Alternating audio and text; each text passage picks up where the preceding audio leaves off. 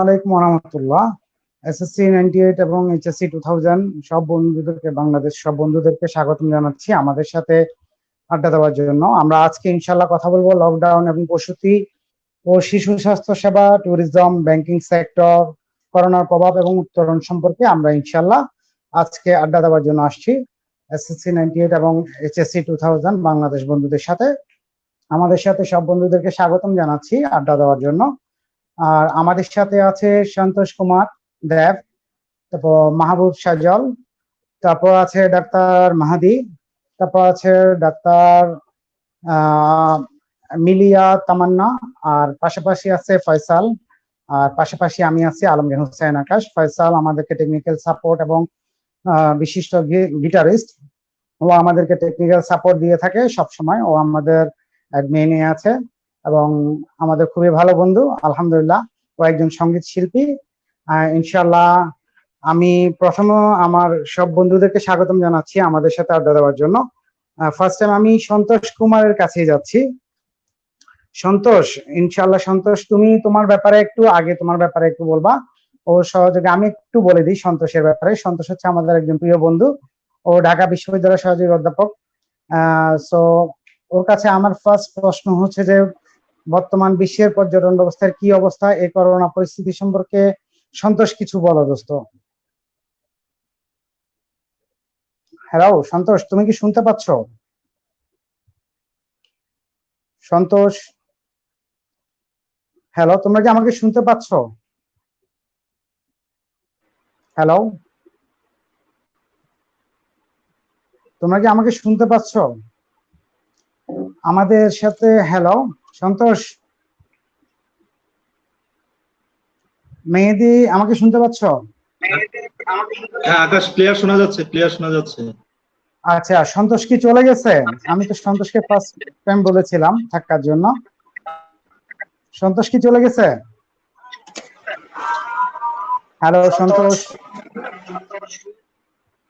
আমাদের সাথে এখন বেশিরভাগ বন্ধুরা শিপ্রা সাদিয়া আছে, মাহিউদ্দিন রুবেল আছে, সাবিয়া ইয়াসমিন আছে, মোহাম্মদ ফারুক আছে, শেখ মনসুর আছে, খোরশেদ আলী আছে, রিকু বরু আমাদের সাথে অ্যাড হয়েছে, মোহাম্মদ হামিদ হোসেন নোমানি ও আমাদের প্রোগ্রামটা দেখতেছে, সিজার বিডি আছে। ও আমাদের এই বন্ধুরা আমাদের সাথে আছে আড্ডাতে ইনশাল্লাহ। আরো সব বন্ধুদেরকে স্বাগতম জানাচ্ছি আমাদের সাথে আড্ডা দেওয়ার জন্য। সন্তোষ, আমার তোমার প্রতি একটা প্রশ্ন ছিল। ফার্স্ট প্রশ্নটা ছিল বর্তমান বিশ্বের পর্যটন ব্যবস্থার কি অবস্থা এই করোনা পরিস্থিতিতে, তার সম্পর্কে কি তুমি কিছু বলো। ফার্স্ট প্রশ্ন আমার সন্তোষের কাছে। ধন্যবাদ। আর তুমি তোমার ব্যাপারে একটু বলে দিবা। শুধু বন্ধুরা, সবাইকে শুভ সন্ধ্যা। আমি ঢাকা বিশ্ববিদ্যালয়ের সহযোগী অধ্যাপক হিসেবে কর্মরত আছি। আমি ট্যুরিজম এন্ড হসপিটালিটি ম্যানেজমেন্ট বিভাগে আছি। তো বন্ধু, তুমি যে প্রশ্নটি করেছো যে বর্তমান বিশ্বে যে কোভিড-19 ফলে পর্যটনে কি প্রভাব পড়েছে, আমরা যদি ঠিক 2000 সালের কথা বলি, 2000 সালে আমরা দেখেছি সার্স ভাইরাসের প্রাদুর্ভাবের ফলে পর্যটন শিল্পে যেটুকু ক্ষতি হয়েছিল, আমরা ধারণা করছি যে 2019-এ যে কোভিড-19 প্রভাবের ফলে পর্যটন শিল্পে সার্স ভাইরাসের চেয়ে 10 গুণ বেশি ক্ষতির সম্ভাবনা রয়েছে। UNWTO বিশ্ব পর্যটন সংস্থা, যেটি 156টি দেশ, 4টি অ্যাসোসিয়েশন মেম্বার এবং 500 অ্যাফিলিয়েটেড মেম্বার নিয়ে গঠিত, এবং বিশ্ব পর্যটন সংস্থা যেটি রিপোর্ট করেছে যে 2019 সালে 1.56 বিলিয়ন সমগ্র বিশ্বে পর্যটক ছিল, এবং সেই পর্যটন শিল্প থেকে বিশ্ব অর্থনীতিতে 2.9 ট্রিলিয়ন USD কন্ট্রিবিউশন ছিল, এবং 10.5% জিডিপি কন্ট্রিবিউশন হচ্ছে গ্লোবাল জিডিপির এই পর্যটন ক্ষেত্র থেকে। প্রতি 10 জনে একজনের কর্মসংস্থানের ব্যবস্থা হয় এই পর্যটন শিল্পে। আমরা সমগ্র বিশ্বের কথা যদি চিন্তা করি, প্রতি 7 জনে একজন হলো পর্যটক।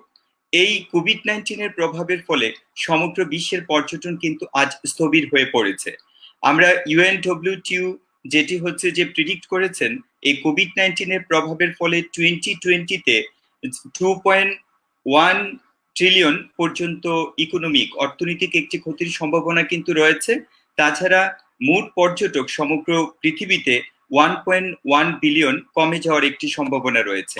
ঠিক তার পাশাপাশি আমরা যদি বলি যে জানুয়ারি থেকে মার্চ পর্যন্ত এই সমীক্ষা থেকে দেখা গেছে সমগ্র বিশ্বে 20% পর্যটকের সংখ্যা কিন্তু কমে গিয়েছে।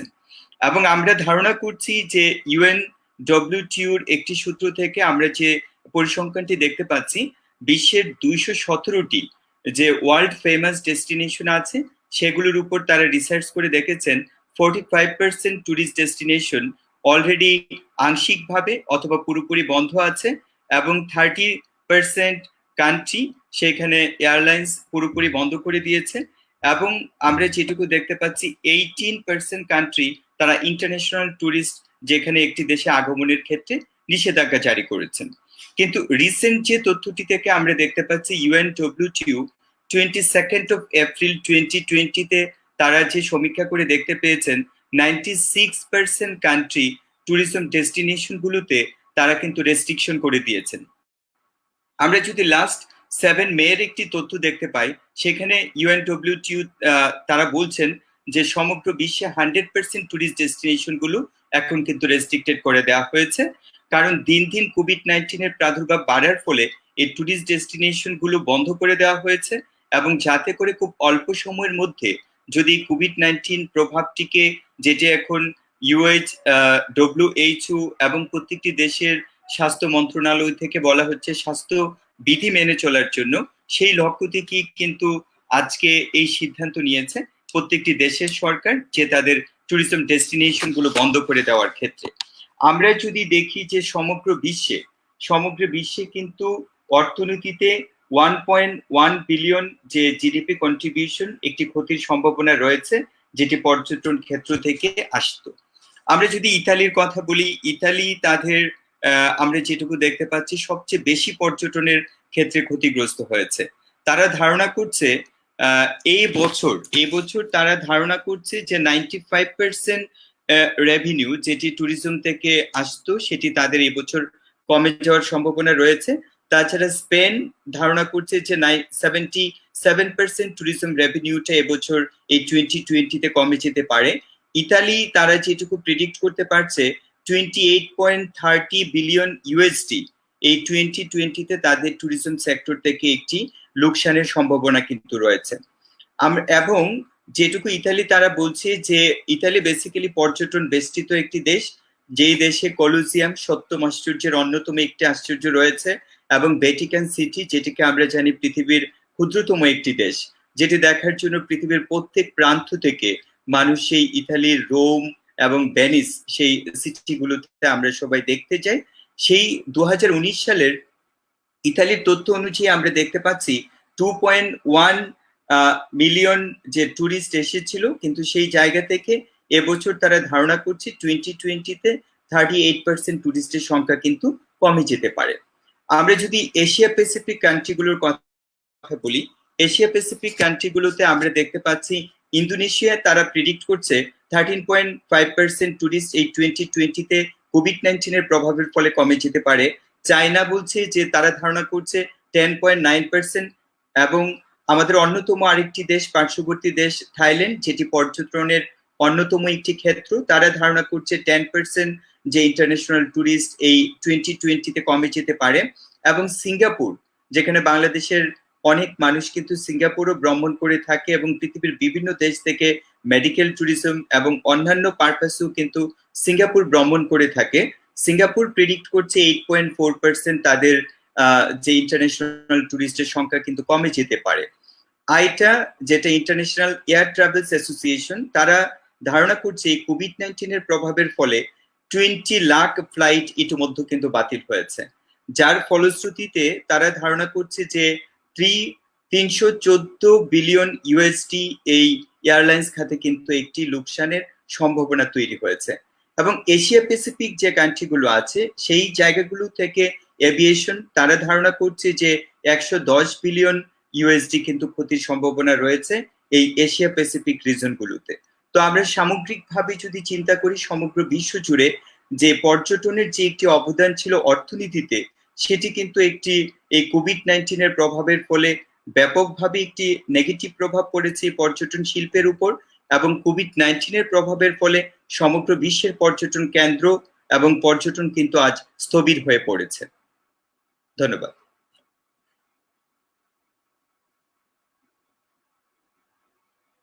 জয়েন করেছে, আমাদের লাইভ অনেকেই শুনতেছে এবং যারা শুনতে পাচ্ছে না আমাদেরকে কমেন্টসে জানাবে। আর সন্তোষ, তোমাকে থ্যাঙ্কস, তুমি অনেক কিছু আমাদেরকে অ্যাডভাইস দিয়েছো, অনেক ব্যাপারে, করোনার ব্যাপারে আমাদেরকে অনেক কিছু বলেছো। পাশাপাশি আমি দুই চারটা লাইক কমেন্টস এর ব্যাপারে একটু বলি। বন্ধুরা আমাদের সাথে জয়েন করেছে, অনেকেই জানতে চেয়েছে। বাপ্পি এক্সপ্রেস আছে আমাদের সাথে, খোরশেদ আলী আছে, রিকু বড়ুয়া আছে, সিজার আছে, HM জুয়েল আছে, মোহাম্মদ ফারুক আছে, তহিদুল ইসলাম সজীব আছে, শেখ মনসুর আহমেদ শিপুল আছে, আহসান হাবিব রবি আছে, তারপর যাই সাবিনা ইয়াসমিন আছে, তহিদুল ইসলাম সজীব, মীর ইশফাক আছে, নিবারণ নিবু আছে, এমসা সানাউল্লাহ আছে, আনোয়ার হুসাইন আছে, রোকেয়া মুন্নি আছে, ওমর ফারুক আছে, মোহাম্মদ আলমগীর আছে, শামীম আহমেদ আছে, রাজওয়ানা দেওয়ান উর্মি আছে, ফয়সাল মিয়া আছে, আমাদের সাথে জয়েন করেছে, ওরা আমাদের সাথে শুনতে পাচ্ছে।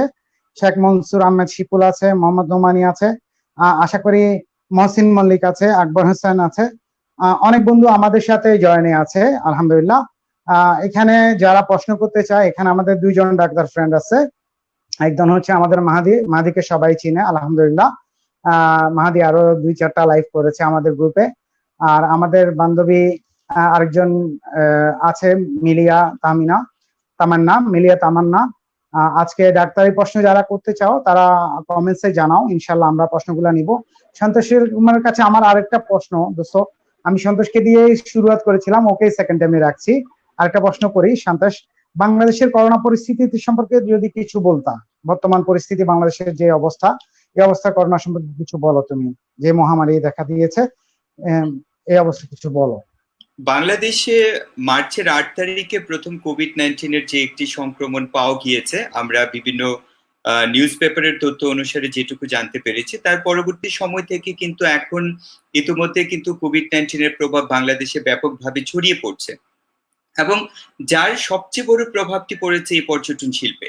আমরা যদি 2012 থেকে 13 সালের একটি স্ট্যাটিস্টিক্স এর কথা বলি, ওখানে দেখতে পাচ্ছি বাংলাদেশের ডোমেস্টিক টুরিস্টের সংখ্যা ছিল 25 থেকে 30 লক্ষ। এই 2019 সালের পরিসংখ্যানে WTTC রিপোর্ট অনুযায়ী বাংলাদেশে ডোমেস্টিক টুরিস্টের সংখ্যা হচ্ছে 90 লক্ষ থেকে প্রায় 1 কোটি। এই যে ক্রমবর্ধমান বাংলাদেশের টুরিস্টের সংখ্যা বাড়ছে, তার অন্যতম একটি কারণ কিন্তু হচ্ছে জীবনযাত্রার মান বৃদ্ধি পাচ্ছে, যার ফলশ্রুতিতে মানুষের কর্মব্যস্ততা বাড়ছে। কর্মব্যস্ততা বাড়ার ফলশ্রুতিতেই কিন্তু মানুষের মাঝে বিষণ্ণতা তৈরি হয়েছে, স্ট্রেস তৈরি হয়েছে। এই স্ট্রেসটিকে রিমুভ করার জন্য মানুষ তখন রিক্রিয়েশন খুঁজছে। আর এই রিক্রিয়েশন কি করে? মানুষের বিষণ্ণতা যখন, স্ট্রেসটা যখন রিমুভ হয়ে যায়, আবার মানুষ যখন কাজে নামে, তখন প্রোডাক্টিভিটির পরিমাণটা কিন্তু বেড়ে যায়। আমরা বাংলাদেশের কথা যদি বলি, বাংলাদেশের কর্মসংস্থানে কিন্তু অন্যতম একটি অনবদ্য ভূমিকা রেখে চলেছে এই পর্যটন শিল্প। প্রতি 10 জনে 1 জনের কর্মসংস্থানের ব্যবস্থা হয় এই পর্যটন শিল্পে। এবং আমরা যেটুকু দেখতে পাচ্ছি যে এই পর্যটন শিল্পে tour operator association, travel agency এবং এয়ারলাইন্স ইন্ডাস্ট্রি, তাছাড়াও সংশ্লিষ্ট অনেক স্টেক হোল্ডার কিন্তু রয়েছেন, যারা এই পর্যটন শিল্পের সাথে সংশ্লিষ্ট থেকে জীবিকা নির্বাহ করছে অথবা দেশি এবং বিদেশি পর্যটকদেরকে সেবা নিশ্চিত করছে। আমরা ইতিমধ্যে দেখতে পাচ্ছি tour operator association of Bangladesh, সেখানে 700 ট্যুর অপারেটর কোম্পানি, প্রায় 700 যেখানে সংযুক্ত আছে, এবং সেই জায়গা থেকে তাদের রিপোর্ট অনুযায়ী প্রায় 5,000 কোটি টাকা এই পর্যটনের ট্যুর অপারেটরের ক্ষেত্রে একটি ক্ষতির সম্ভাবনা দেখা দিয়েছে। এবং এই ক্ষেত্রে প্রায় 5,000 মানুষ যারা হচ্ছে যে তাদের চাকরি একটি হারানোর সম্ভাবনা রয়েছে। এবং আমরা যদি ট্রাভেল এজেন্সির কথা বলি, এই ট্রাভেল এজেন্সি আমরা দেখতে পাচ্ছি তার সাথেও কিন্তু অনেক মানুষ সম্পৃক্ত আছে।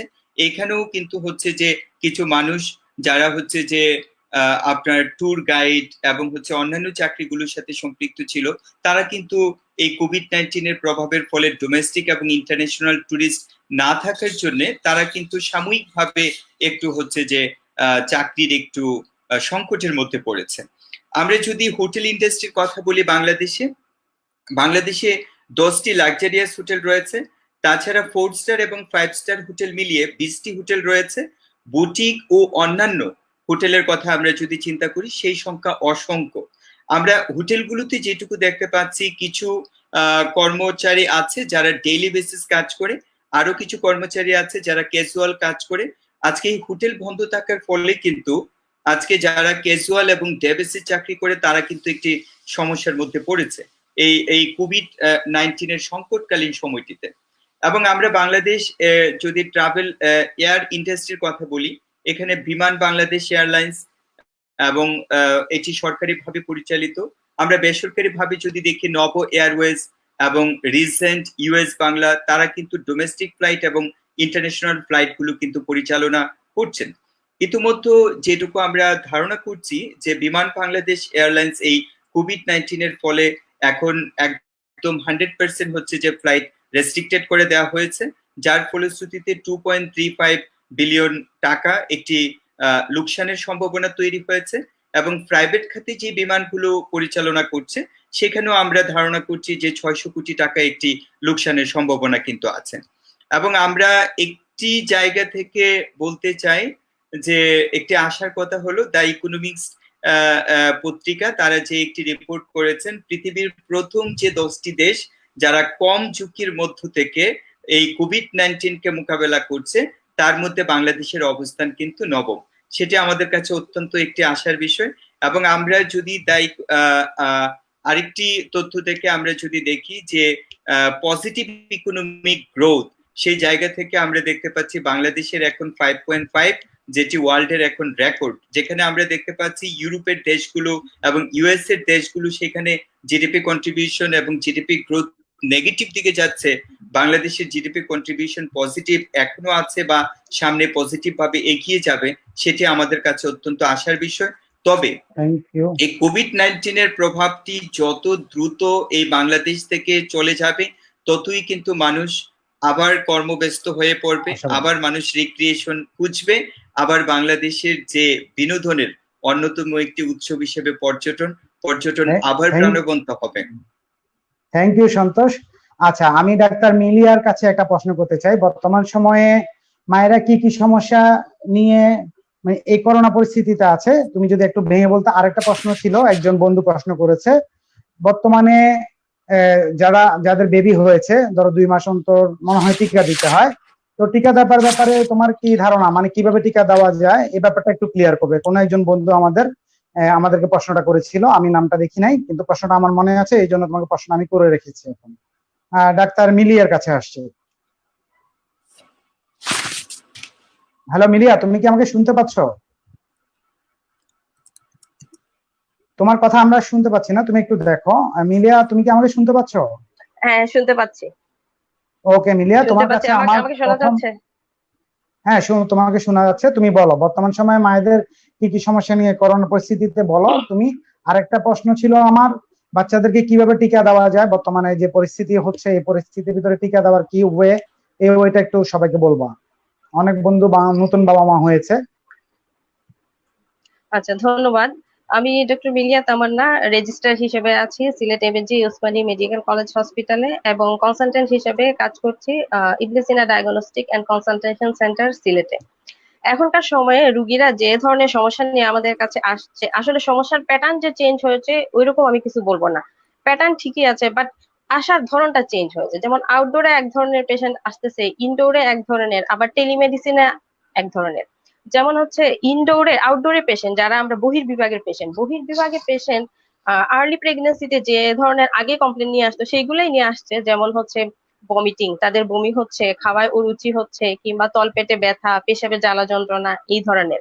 আবার টেলিমেডিসিনের মাধ্যমে আমরা যে ধরনের সমস্যা শুনতে পাই, যেমন হচ্ছে শ্বাসকষ্ট, কাশি, জ্বর, মানে এখন যেহেতু হচ্ছে এই সিমটম গুলা কোভিড-19 সিমটমের সাথে মিলে যাচ্ছে, এজন্য হচ্ছে আমরা এই ধরনের পেশেন্টকে আমরা এনকারেজ করি যে টেলিমেডিসিনের মাধ্যমে আমাদের কাছে সেবা নেওয়ার জন্য।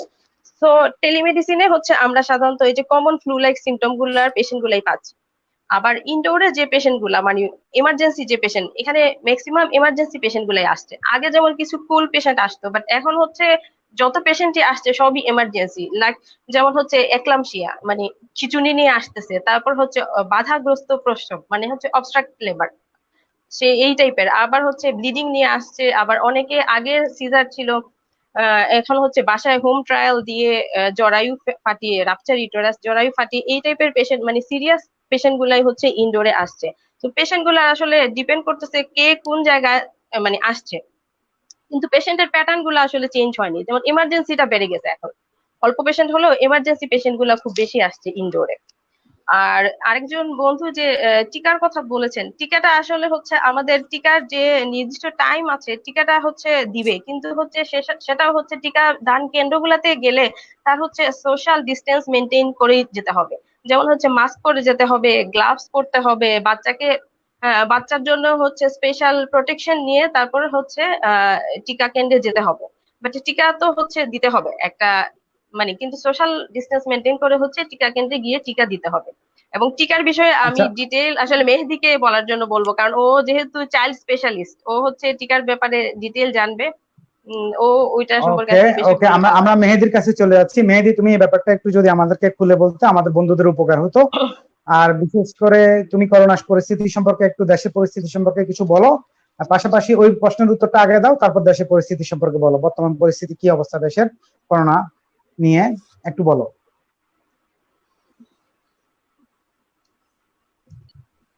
হ্যাঁ বন্ধুরা, সবাইকে স্বাগতম জানাচ্ছি আজকে আমাদের ফেসবুক লাইভ প্রোগ্রামে।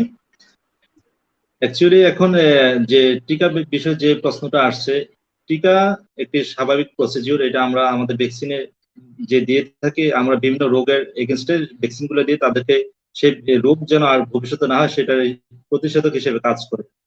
অ্যাকচুয়ালি যদি টিকা দেওয়ার যে স্কেডিউল আছে আমাদের গভর্নমেন্ট কর্তৃক নির্ধারিত, এটাই আমাদের প্রথম যে টিকাটি হয় জন্মের 28 দিনের মধ্যে বিসিজি ভ্যাকসিনেশন দিতে হয়, যেটি যক্ষা রোগের জন্য দিয়ে থাকে। এটি সাধারণত জন্মের 28 দিনের মধ্যে দিতে হয়। তারপরে অনেকে কিন্তু জন্মের 28 দিনের মধ্যে এই বিসিজি টিকাটি দিয়ে থাকে না। এটি সাধারণত নর্মাল আদার যে ভ্যাকসিনেশন প্রোগ্রাম গুলো স্কেডিউল গুলো আছে সেটি হলো 1.5 মাস থেকে শুরু হয়। 1.5 মাস থেকে 1.5 মাস, 6 উইকস, 10 উইকস, 14 উইকস, প্রথম এই তিনটা কনজিকিউটিভলি দিতে হয়। তো এই ক্ষেত্রে যদি কারো যে কোনো একটাতে ডিলে হয়ে যায়, আমি মনে করি যে সে এই ক্রাইসিস পিরিয়ড যদি ওভারকাম করে তারপরে সে ওই ডিউ ডোজটা সে টাইমলি দিতে পারে, এতে কোনো তার কোনো সমস্যা হবে না। আমাদের এই ভ্যাকসিন, আমাদের কথা হলো যে এগুলো আমাদের শরীরে ঢুকবে এবং অ্যান্টিবডি তৈরি হবে। আমরা যদি 1 মাস বা 1.5 মাস বা ইভেন অনেকের থাকে যে স্বাস্থ্যগত অনেক ত্রুটি থাকে, যারা অনেক সময় জ্বরে ভুগতেছে বা কাশিতে যক্ষা বা নিউমোনিয়া অন্য কিছু আছে, অন্য কোনো যদি সিমটম থাকে, সেই সময় আমরা ওই ডিউ ডেটেড ভ্যাকসিনটাকে দিতে নিষেধ করে থাকি। আগে বলি যে কিউর দ্য ডিজিজ, কারেন্ট ডিজিজ যেটা থাকবে সেটাকে আগে কিউর করতে হবে, দেন কিউর করার পরে আমরা তারপরে আমাদের ডিউ ভ্যাকসিনের যে স্কেডিউল আছে সেটিকে আমরা কন্টিনিউ করতে বলি। সো দ্যাট আমি মনে করি যে কারো যদি একটি দুটি কোনো স্কেডিউলে কোনো এই করোনা ক্রাইসিসের জন্য ডিলে হচ্ছে বা ডিলে হওয়ার, অবশ্যই ডিলে হবে, কারণ সবাই একটা ক্রাইসিস পিরিয়ডের মধ্যে দিয়ে অতিবাহিত করছি। এক্ষেত্রে আমার মনে হয় না যে এত ওয়ারিড হওয়ার কিছু আছে। আমরা পরবর্তীতে আমাদের যখন সিচুয়েশন ইমপ্রুভ হবে, ক্রাইসিস আমাদের কমে যাবে, সংক্রমণ মাত্রা কমে যাবে, তখন আমরা আমাদের ডিউ ভ্যাকসিনের যে স্কেডিউলটা সেটা ফিল আপ করবো ইনশাল্লাহ। এতে কারো অত ওয়ারিড হওয়ার কিছু নেই।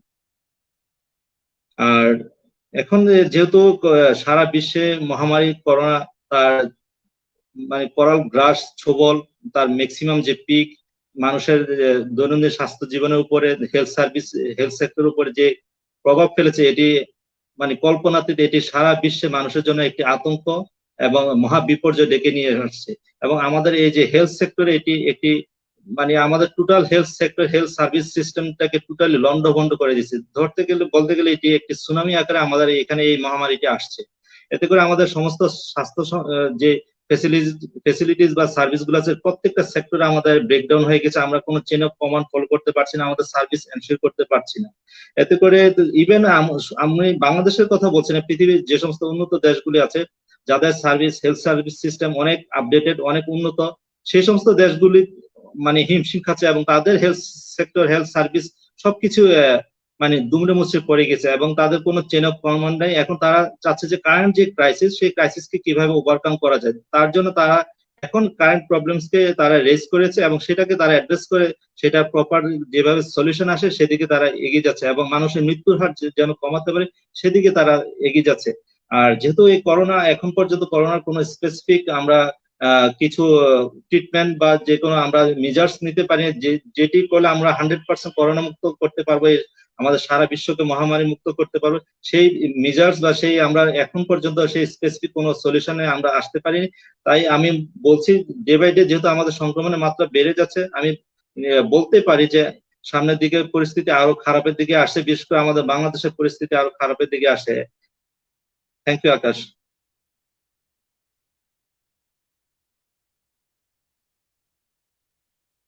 আকাশ, তোমাকে শুনতে পাচ্ছি না আকাশ।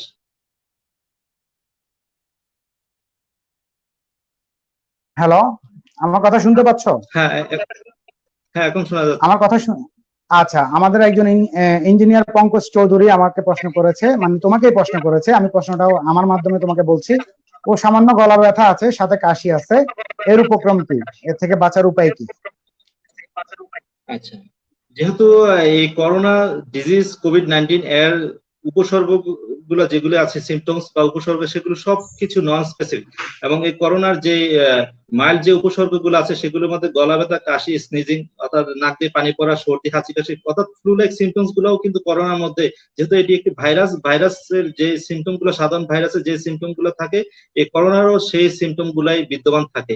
যেমন নিম্ন তাপমাত্রা বা লো গ্রেড ফিভার আমরা বলতে পারি, তারপরে হাঁচি কাশি, স্নিজিং এগুলো থাকতে পারে, গলা ব্যথা থাকতে পারে, ইভেন শরীর ব্যথা নিয়েও কেউ কেউ প্রেজেন্ট করতে পারে। তারপরে সিভিয়ার ক্ষেত্রে তার যেমন শ্বাসকষ্ট অথবা নিউমোনিয়া অথবা আদার্স ডায়রিয়া আকারে সে প্রেজেন্ট করতে পারে। অনেকের প্রচুর পরিমাণ সিভিয়ার একিউট রেসপিরেটরি সিনড্রোম আমরা বলি, প্রচুর শ্বাসকষ্ট হইতে পারে।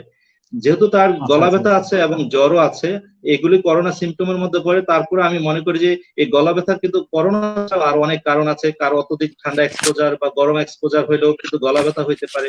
সো দ্যাট আমি মনে করি যে অন্য যে রিজন গুলা থাকতে পারে এই গলা ব্যথার, সেগুলো যদি সে এক্সক্লুড করতে পারে, সেগুলো সে যদি নির্ণয় করে বলতে পারে না আমার এই কারণে গলা ব্যথা হয়েছে, তাহলে সে ওই ধরনের মেজার্স গুলো নিয়ে, প্রোটেক্টিভ মেজার্স যেগুলো গরম পানি, আদা লেবু চা মিক্স থাক, এগুলো খেলে তার গলা ব্যথা যদি অন্য কোনো স্বাভাবিক কারণে হয়ে থাকে, তাহলে আশা করি সেটি ইমপ্রুভ হয়ে যাবে। আর যদি করোনা লাইক সিমটম এগুলো কন্টিনিউ হয়, গলা ব্যথা কন্টিনিউ হতে থাকে, ড্রাই কাপ, শুকনো কাশি থাকে, তাহলে সেটির জন্য সে সাপোর্টিভ সিমটোমেটিক কেয়ার, অ্যান্টিহিস্টামিন খেতে পারে, পাশাপাশি সাথে জ্বরের জন্য প্যারাসিটামল জাতীয় ওষুধ খেতে পারে। সো দ্যাট আমি মনে করি যে এগুলি অপেক্ষা করে তাকে ওয়াচ করতে হবে, অবজার্ভ করতে হবে তার এই গলা ব্যথা বা জ্বরের পরিস্থিতিটা কোন দিকে যাচ্ছে। এবং জ্বরের জন্য অন্যান্য কারণও থাকতে পারে। জ্বরটা তার 3 দিনের বেশি যদি কন্টিনিউ হয়, সেক্ষেত্রে অন্যান্য কোনো কারণ হতে পারে, সেগুলো ব্লাড টেস্টের মাধ্যমে আমরা নির্ণয় করতে পারি। আচ্ছা, thank you so much doctor Mehedi. আমি এখন আসছি মাহবুব সাজলের কাছে, ও আমাদের বন্ধু, relationship manager SPO and relationship one bank limited. বন্ধু সজল, ব্যাংকিং সেক্টরে করোনার প্রভাব সম্পর্কে আমরা তোমার কাছে জানতে চাচ্ছিলাম, তুমি যদি আমাদেরকে কিছু বলতে। আসসালামু আলাইকুম, আমি মোহাম্মদ মাহবুবুর রহমান, বর্তমানে ওয়ান ব্যাংকে আছি লাকসাম ব্রাঞ্চে এসপি হিসেবে। আমাকে সুযোগ দেওয়ার জন্য তোমাদেরকে ধন্যবাদ।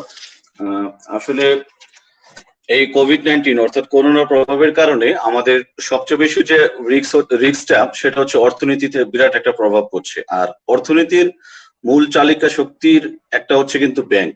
অর্থাৎ ব্যাংক এমন একটা প্রতিষ্ঠান যেখানে, অর্থাৎ যদি ব্যাংকের উপর যদি কোনো প্রভাব পড়ে এই কোভিড-19 কিংবা যে কোনো কারণে হোক না কেন, তাহলে কিন্তু এটা সরাসরি অর্থনীতিতে প্রভাব পড়ে। হ্যাঁ, তো অর্থনীতিতে এই করোনার প্রভাবটা কিরকম, ব্যাংকের উপর কিভাবে প্রভাবটা পড়তে পারে, এর জন্য আমি প্রথমত একটু বলবো যে আসলে একটা ব্যাংক কিভাবে অপারেশন করে এটা একটু জানতে হবে আমাদের। সবাই আমরা জানি, তারপর আমি একটু বলি আসলে আমরা ব্যাংক কি করি। ব্যাংক পাবলিকের কাছ থেকে ডিপোজিট সংগ্রহ করি, এবং এই ডিপোজিটটা সংগ্রহ করে এটাকে আমরা আবার ইনভেস্ট করি, অর্থাৎ লোন আকারে দেই। উদাহরণস্বরূপ যদি আমি বলি, ধরো আমি একজন পার্টির কাছ থেকে 100 টাকা, কোনো ডিপোজিটের কাছ থেকে 100 টাকা ডিপোজিট রাখলো, এবং তাকে আমরা 9% ইন্টারেস্ট দিলাম, 1 বছরের জন্য রাখলো সাপোজ। তাহলে কি হবে, 1 বছরের মধ্যে তাকে আমরা 100 টাকার জন্য 9 টাকা ইন্টারেস্ট হিসেবে দিচ্ছি। এখন ব্যাংক কি করবে, এই 100 টাকা বাংলাদেশ ব্যাংকের আইন অনুযায়ী বর্তমানে 85 টাকা পর্যন্ত লোন দিতে পারবে। অর্থাৎ 100 টাকার মধ্যে আমি 85 টাকা লোন দিতে পারবো, বাকি 15 টাকা বাংলাদেশ ব্যাংকে এটা সিকিউরিটি হিসেবে থাকবে। এই 85 টাকা লোন দিলে আমরা এই লোনটা যদি রিকভারি না হয়, তাহলে কি হচ্ছে, রিকভারি যদি না হয় আবার আমরা নতুন ইনভেস্টমেন্টে যেতে পারবো না। এখন দেখো করোনার যে প্রভাব, আমরা 26শে মার্চ থেকে লকডাউনে আছি, অর্থাৎ প্রায় 1.5 মাস হলো। তো 1.5 মাসের কারণে যে প্রভাবটা বিজনেস সেক্টরও হয়েছে, অলমোস্ট 98% বিজনেস কিন্তু বন্ধ। এখন গার্মেন্টস বাদে মোটামুটি আর দোকান খুলেছে 2-3 দিন হলো, কয়েকদিন হলো, কিন্তু এমন ব্যাপক আকারে কিন্তু সেল হচ্ছে না। তাহলে বলা যায় গার্মেন্টস বাদে বাকি সব ব্যবসা প্রতিষ্ঠান বন্ধ। আর ব্যাংকগুলি সরাসরি ব্যবসা প্রতিষ্ঠানের সাথে জড়িত, অর্থাৎ ব্যাংক যে লোন দিবে এই লোনগুলি ব্যবসায়ীদেরকে দিবে, ব্যক্তিকে দিবে, কিন্তু ব্যবসার ক্ষেত্রে আমরা বেশি দিয়ে থাকি। তো এক্ষেত্রে এখন ব্যবসায়ীদের লোন, যেহেতু ব্যবসা বন্ধ, সেহেতু কি হচ্ছে, আমাদের টাকা আসছে না ব্যাংকে, অর্থাৎ ব্যবসায়ীদের কোনো সেল হচ্ছে না। সেল না হলে এই টাকা আমরা কিভাবে ব্যাংকে দিবে ব্যবসায়ীরা? এক্ষেত্রে কি হবে, এক্ষেত্রে লোনগুলি খারাপের দিকে যেতে পারে। এটা একটা বিরাট একটা রিস্ক। তো এটা, এই জিনিসটা বলার আগে আমি একটু করোনা পূর্ববর্তী অর্থাৎ করোনা যখন শুরু হয় না, এর আগে কি ছিল ব্যাংকগুলি? এর আগে দুইটা খুব মারাত্মক একটা রিস্ক ছিল ব্যাংকগুলি, অর্থাৎ খারাপের দিকে, খারাপ সিচুয়েশন দিকে ব্যাংকগুলি কিন্তু যাচ্ছিল। কিরকম? আমাদের ব্যাংকগুলি 1 এপ্রিল থেকে বাংলাদেশ ব্যাংক নিয়ম করে দিল লোনের ইন্টারেস্ট রেট 9% হবে আর ডিপোজিটের রেট হবে 6%।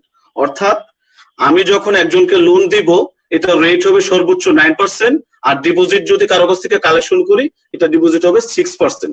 এখন একটু বোঝার জন্য আমি বলি, আমি যখন একজনের কাছে একটা ডিপোজিট কালেকশন করলাম, সাপোজ আমি একজনের কাছ থেকে 1 লক্ষ টাকা ডিপোজিট নিলাম এবং সে 6 মাসের জন্য ডিপোজিটটা রাখলো এবং রেট দিলাম তাকে 10%। আমি কিন্তু এই 6 মাসের মধ্যে যদি তার এই ডিপোজিট রেটটা যদি চেঞ্জও হয়, বাড়ুক আর কমুক, আমি কিন্তু তাকে 6 মাসের জন্য এই 10% দিতে হবে। এখন ব্যাংক এই 1 লক্ষ টাকা কি করবে, 10% দিল এবং লোন দিল, সাপোজ এটারে খাটাবে, এই 1 লক্ষ টাকার মধ্যে 85,000 টাকা লোন আকারে দিতে পারবে। তাহলে এটা কি করবে, সে একটা পার্টিকে লোন দিল সাপোজ 15%।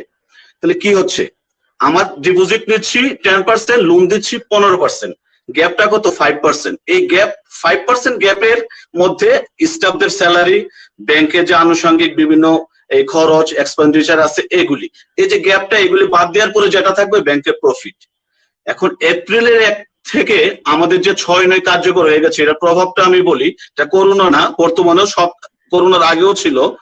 এখন ধরেন আমার ব্যাংকে, সাপোজ একটা ব্যাংকের ডিপোজিট হচ্ছে 20,000 কোটি টাকা, সে 20,000 কোটি টাকা ডিপোজিট বিভিন্ন পাবলিক থেকে নিয়ে আসছে এবং কোনোটা রেট 6%, কোনোটা 10%, কোনোটা 4%, কোনোটা 11%। এখন এভারেজ ডিপোজিট যদি হয়ে থাকে সাপোজ 8%, অর্থাৎ সবগুলি ডিপোজিটের কস্ট অফ ফান্ড বলে এটা ব্যাংকের ভাষায়, এভারেজ রেটটা যদি আমরা 8% দিয়ে থাকি, অর্থাৎ এপ্রিলের 1 তারিখ থেকে আমরা 8% পার্টিকে দিব।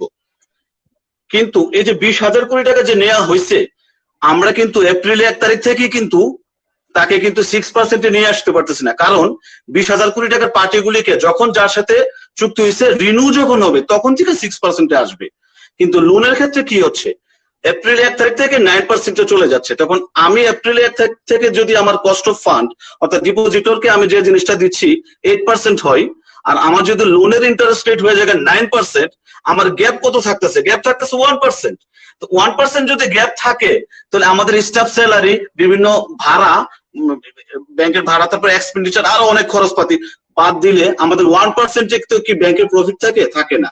অলরেডি এপ্রিলের 1 তারিখ থেকে ম্যাক্সিমাম ব্যাংকগুলি তাদের অপারেটিং প্রফিট 4 ভাগে 3 ভাগ কমে গেছে, প্রফিট কমে গেছে। অনেক ব্যাংক লসে আছে, অনেকগুলি ব্যাংক লসে আছে এপ্রিল 1 তারিখ থেকে, শুধুমাত্র 6 প্রভাবের কারণে। এখন আসে করোনার প্রভাবের কারণে কি হতে পারে।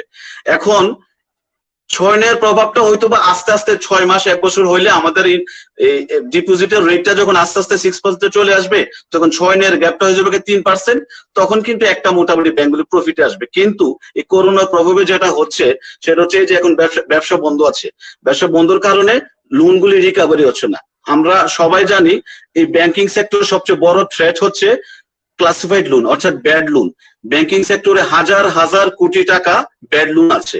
এখন এই ব্যাড লোনের যদি রিকভারি করা যেত, তাহলে কিন্তু আমাদের এই ডিপোজিটের, আমরা তো ডিপোজিট না থাকলে কিন্তু ব্যাংক ফাইন্যান্স করতে পারবে না। ডিপোজিট লোনগুলো যদি রিকভারি হতো, তাহলে এটারে আমরা রিইনভেস্ট করতে পারতাম, নতুন নতুন উদ্যোক্তাকে আমরা লোন দিতে পারতাম, কিন্তু আমরা এটা পাচ্ছি না। এখন এই করোনার কারণে বড় একটা সমস্যা হচ্ছে ব্যবসায়ীরা, এখন তাদের কোনো কিছু করার নাই। যারা আসলে ভালো ব্যবসায়ী তারা পর্যন্ত এই করোনার কারণে সমস্যা আছে। এখন তারা ব্যাংকের ইন্টারেস্ট দিতে কষ্ট হবে, কিংবা ব্যাংকের যে ইনস্টলমেন্ট এগুলি দিতে কষ্ট হবে। আলটিমেটলি কি হবে, শুধু এই 2 মাসের জন্য না, ধরেন 1-2 মাস পরে করোনা পরিস্থিতি ভালো হয়ে গেল, তাদের পরিস্থিতি স্বাভাবিক হইতে হইতে তো অনেকদিন সময় লাগবে। অলরেডি তারা অনেক বড় লসে আছে ব্যাংক, এই ব্যবসায়ীরা। তো ব্যাংক যেহেতু সরাসরি ব্যবসার সাথে জড়িত, তাহলে যদি এই লসটা কিন্তু ব্যাংকেই বিয়ার করতে হবে, কারণ তারা যদি ইনস্টলমেন্ট না দিতে পারে, ইন্টারেস্ট না দিতে পারে, ব্যাংকের প্রফিট কমে যাবে। আলটিমেটলি ব্যাংকের যে ক্লাসিফাইড লোন ছিল, ব্যাড লোন ছিল, আরো বেশি বেড়ে যাবে। এবং কিছু উইলফুল ডিফল্টার আছে আমাদের ব্যাংকিং সেক্টরে, অর্থাৎ ইচ্ছা করে টাকা দেয় না। দেখেন দেশের আমরা যে ডিপোজিট গুলি কালেকশন করি, এগুলো কিন্তু পাবলিক মানি। এই টাকা কিন্তু আমার আপনার, এটা কিন্তু অন্য কারণ না। আমার আপনার টাকা দিয়ে আমরা এই টাকাটা ইনভেস্ট করি, ব্যবসায়ীরা ব্যবসা করে টাকাটা ফেরত দেয়। কিন্তু কিছু উইলফুল ডিফল্টার আছে, যারা ইচ্ছা করে টাকা দেয় না, যার কারণে ব্যাংকিং সেক্টর একটা থ্রেটের মধ্যে আছে, ব্যাংকের প্রফিট কমে যাচ্ছে। হ্যাঁ, এটা তো এই ক্ষেত্রে আমরা যেটা করতে পারি, এখন এই করোনা মুহূর্তে আমাদের আসলে কিছু করার নাই। সরকার চেষ্টা করছে হালকা হালকা ভাবে ব্যবসা কিভাবে চালু করা যায়, অলরেডি গার্মেন্টস শুরু করে দিয়েছে। হ্যাঁ, গার্মেন্টস চালু হয়েছে এবং ব্যবসা প্রতিষ্ঠান কিছু মার্কেট খুলে দিয়েছে। আশা করি এই সিচুয়েশন থেকে আমরা প্রচুরই মুক্তি পাবো। কিন্তু প্রভাব যেটা পড়বে, অর্থাৎ যে প্রশ্নটা ছিল কি ধরনের প্রভাব পড়তে পারে, একদম সরাসরি আমি ইন এ নাটশেল, অর্থাৎ সংক্ষেপে যদি আমি 4-5টা পয়েন্ট করি বলতে পারি, ব্যবসায়ীরা যেহেতু লস এবং ব্যবসা যেহেতু ক্ষতিগ্রস্ত, সরাসরি আমি বলি লোন ক্লাসিফাইড হয়ে যাবে, অর্থাৎ খারাপ লোনের পরিমাণ বেড়ে যাবে। বর্তমানে ব্যাংকিং সেক্টরে হাজার হাজার কোটি টাকা ক্লাসিফাইড লোন আছে এবং আরো বেড়ে যাবে।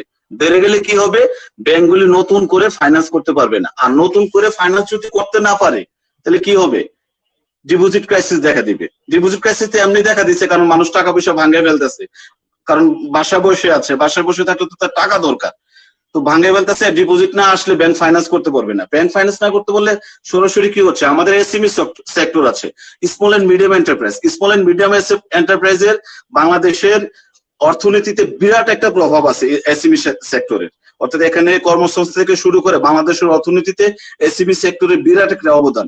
এখন ব্যাংক যদি ফাইন্যান্স করতে না পারে, তাহলে এসএমই সেক্টর ক্ষতিগ্রস্ত হবে। আর এসএমই সেক্টর ক্ষতিগ্রস্ত হওয়া মানে দেশের অর্থনীতিতে বিরাট একটা প্রভাব পড়বে।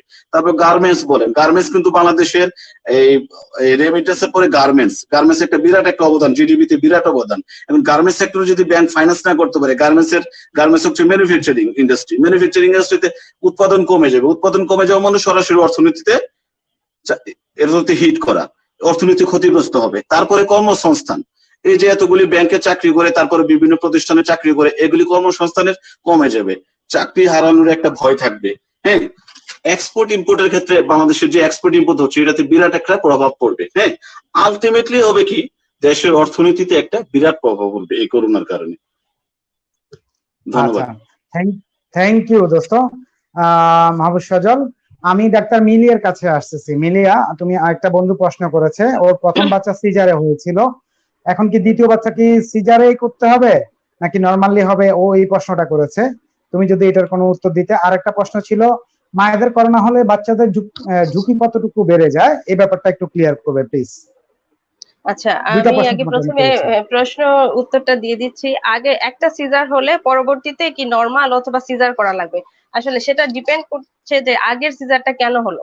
যদি আগের সিজার মানে অবস্ট্রাক্টেড লেবার, বিভিন্ন কারণ আছে, অবস্ট্রাক্টেড লেবারের জন্য হয়, মানে বাধাগ্রস্ত প্রস্তাব মানে হচ্ছে রাস্তা, বাচ্চা ডেলিভারির যে রাস্তা, সে পথটা যদি ছোট হয়, অবস্ট্রাক্টেড লেবারের জন্য হয়, কিংবা হচ্ছে তার সিজারের পরে যদি ইনফেকশন থাকে, তাহলে সেক্ষেত্রে তার আগের যে সিজারের স্কার ছিল সেটা দুর্বল থাকে, সেক্ষেত্রে হচ্ছে তার পরবর্তী সিজারটা মানে সিজারের মাধ্যমেই করা দরকার। কিন্তু হচ্ছে আগের সিজার যদি হয়, মানে প্রথম সিজারটা যদি হয়, যেমন বাচ্চা শ্বাসকষ্ট, সিজারের আগে বাচ্চা শ্বাসকষ্ট ডেভেলপ করলো, কিংবা হচ্ছে পানি ভেঙে গেল, এই ধরনের কারণ, মানে নন রিকারেন্ট কজের জন্য যদি হচ্ছে তার আগের সিজারটা হয়ে থাকে, তাহলে পরবর্তী সিজারে যদি বাচ্চা নর্মাল থাকে, বাচ্চা এভারেজ সাইজ বেবি থাকে, মানে 2-2.5 কেজি থেকে 3.5 কেজির মতো বাচ্চা হয়, তারপর হচ্ছে যদি তার সবকিছু নর্মাল থাকে, পজিশন, প্রেজেন্টেশন, বাচ্চা যদি হচ্ছে মাথা নিচের দিকে থাকে, সেটাকে আমরা ক্যাফালিক বলি, ক্যাফালিক প্রেজেন্টেশন থাকে, তাহলে সেক্ষেত্রে হচ্ছে আমরা নর্মাল ডেলিভারি চেষ্টা করতে পারি। বর্তমানে একটা সিজারের পরে পরবর্তী নর্মাল ডেলিভারির চান্স হচ্ছে 70%। মাত্র 30% এর ক্ষেত্রে হচ্ছে তাদের সরাসরি হচ্ছে একটা সিজারের জন্য পরবর্তীতে হচ্ছে সিজার লাগে। কিন্তু হচ্ছে 70% এর ক্ষেত্রেই আমরা একটা সিজার হলে পরবর্তীতে আমরা সিজার না করে নর্মাল ডেলিভারির জন্য ট্রায়াল দিতে পারি। তবে সেই নর্মাল ডেলিভারিটা হতে হবে একটা টারশিয়ারি কেয়ার সেন্টারে, যেখানে হচ্ছে 24 আওয়ার্স সিজারিয়ান সেকশনের ব্যবস্থা থাকতে হবে, ডাক্তার উপস্থিত থাকতে হবে এবং পেডিটিশিয়ান থাকতে হবে। এই ধরনের কন্ডিশন হলে আমরা হচ্ছে এই ক্রাইটেরিয়া গুলো যদি ফুলফিল করে তাহলে সেক্ষেত্রে আমরা সেকেন্ড বেবিকে, আগেরটা সিজার হলেও সেকেন্ড বেবিকে আমরা নর্মালের জন্য ট্রায়াল দিতে পারি। তারপর এখন আসি আমার সেকেন্ড প্রশ্নের ক্ষেত্রে। সেকেন্ডটা বলছেন যে মায়েদের করোনা ভাইরাস হলে বাচ্চাদের ঝুঁকিটা কেমন থাকে। বাচ্চাদের ঝুঁকি আসলে ডিপেন্ড করতেছে একটা লং টার্ম স্টাডি দ্বারা আমরা বলতে পারি যে মায়ের করোনা হলে বাচ্চাদের কতটুকু ঝুঁকি। কিন্তু করোনা ভাইরাস হচ্ছে একটা নতুন ভাইরাস, এটার বয়স বেশি দিন না, 5 থেকে 6 মাস হবে। কিন্তু এই লং টার্ম ইফেক্ট বোঝার জন্য একটা পুরা গর্ভকালীন সময়টা আমরা কাউন্ট করতে হবে। যেমন তার কনসিভ করা থেকে ডেলিভারি পর্যন্ত, ওই সময়টাতে যদি হচ্ছে আমরা ডেলিভারির পরে দেখি বাচ্চার জন্মগত ত্রুটি আছে, তাহলে আমরা বলতে পারি যে করোনা ভাইরাসের এই ধরনের, কোভিড-19 এই ধরনের ইফেক্ট আছে। বাট আমাদের তো আসলে এত লং স্টাডি নাই। যেমন জিকা ভাইরাসের ক্ষেত্রে সরাসরি একটা ইফেক্ট ছিল মাইক্রোকেফালি, জিকা ভাইরাসের ইফেক্টের জন্য হচ্ছে বাচ্চার মাথা ছোট হয়ে যেত। কিন্তু করোনা ভাইরাসে এখন পর্যন্ত যতগুলো ডেলিভারি হয়েছে সবগুলাই নর্মাল বাচ্চা, মানে কোনো জন্মগত ত্রুটিযুক্ত বাচ্চা হয় নাই। মানে সুতরাং হচ্ছে এখন পর্যন্ত হচ্ছে আমরা ডাইরেক্ট কোনো ইফেক্ট পাইনি কোভিড-19 এর। কিন্তু ইনডাইরেক্ট কিছু ইফেক্ট আছে। ইনডাইরেক্ট ইফেক্ট যেমন হচ্ছে করোনা ভাইরাসের কিছু সিমটম, যেমন ফিভার হয়, জ্বর হয়, তারপর হচ্ছে শ্বাসকষ্ট হয়, ডায়রিয়া হয়। এইগুলার জন্য হচ্ছে বাচ্চাদের উপর কিছু ইফেক্ট হতে পারে গর্ভকালীন সময়। যেমন আর্লি প্রেগনেন্সিতে, তার প্রথম দিকে 3 মাসের মধ্যে যদি এই ধরনের ডায়রিয়া কিংবা হাই ফিভার থাকে, সেক্ষেত্রে বাচ্চা নষ্ট হয়ে যেতে পারে। আবার লেট প্রেগনেন্সিতে যদি হচ্ছে এই ধরনের হাই ফিভার থাকে, তাহলে সেই ক্ষেত্রে দেখা যায় যে আগে, মানে আর্লি প্রেগনেন্সি, প্রিটার্ম লেবার আমরা বলি, মানে ডেলিভারি সময়ের আগে তার ব্যথা উঠে যায়, বাচ্চা ছোট হতে পারে কিংবা হচ্ছে পানি ভেঙে যেতে পারে। আবার অনেক ক্ষেত্রে যদি জ্বরটা আনকন্ট্রোল থাকে, তাহলে সেক্ষেত্রে বাচ্চা পেটে মারাও যেতে পারে। সুতরাং এখন পর্যন্ত আমরা আসলে ডাইরেক্ট কোনো ইফেক্ট পাইনি। তবে ইনডাইরেক্ট যেমন হচ্ছে ওদের জ্বর, কাশি, সর্দি, ওইগুলার ইনডাইরেক্ট ইফেক্ট হচ্ছে, ইফেক্টের জন্য হচ্ছে আমরা ওই ইফেক্ট গুলা পেতে পারি। ধন্যবাদ।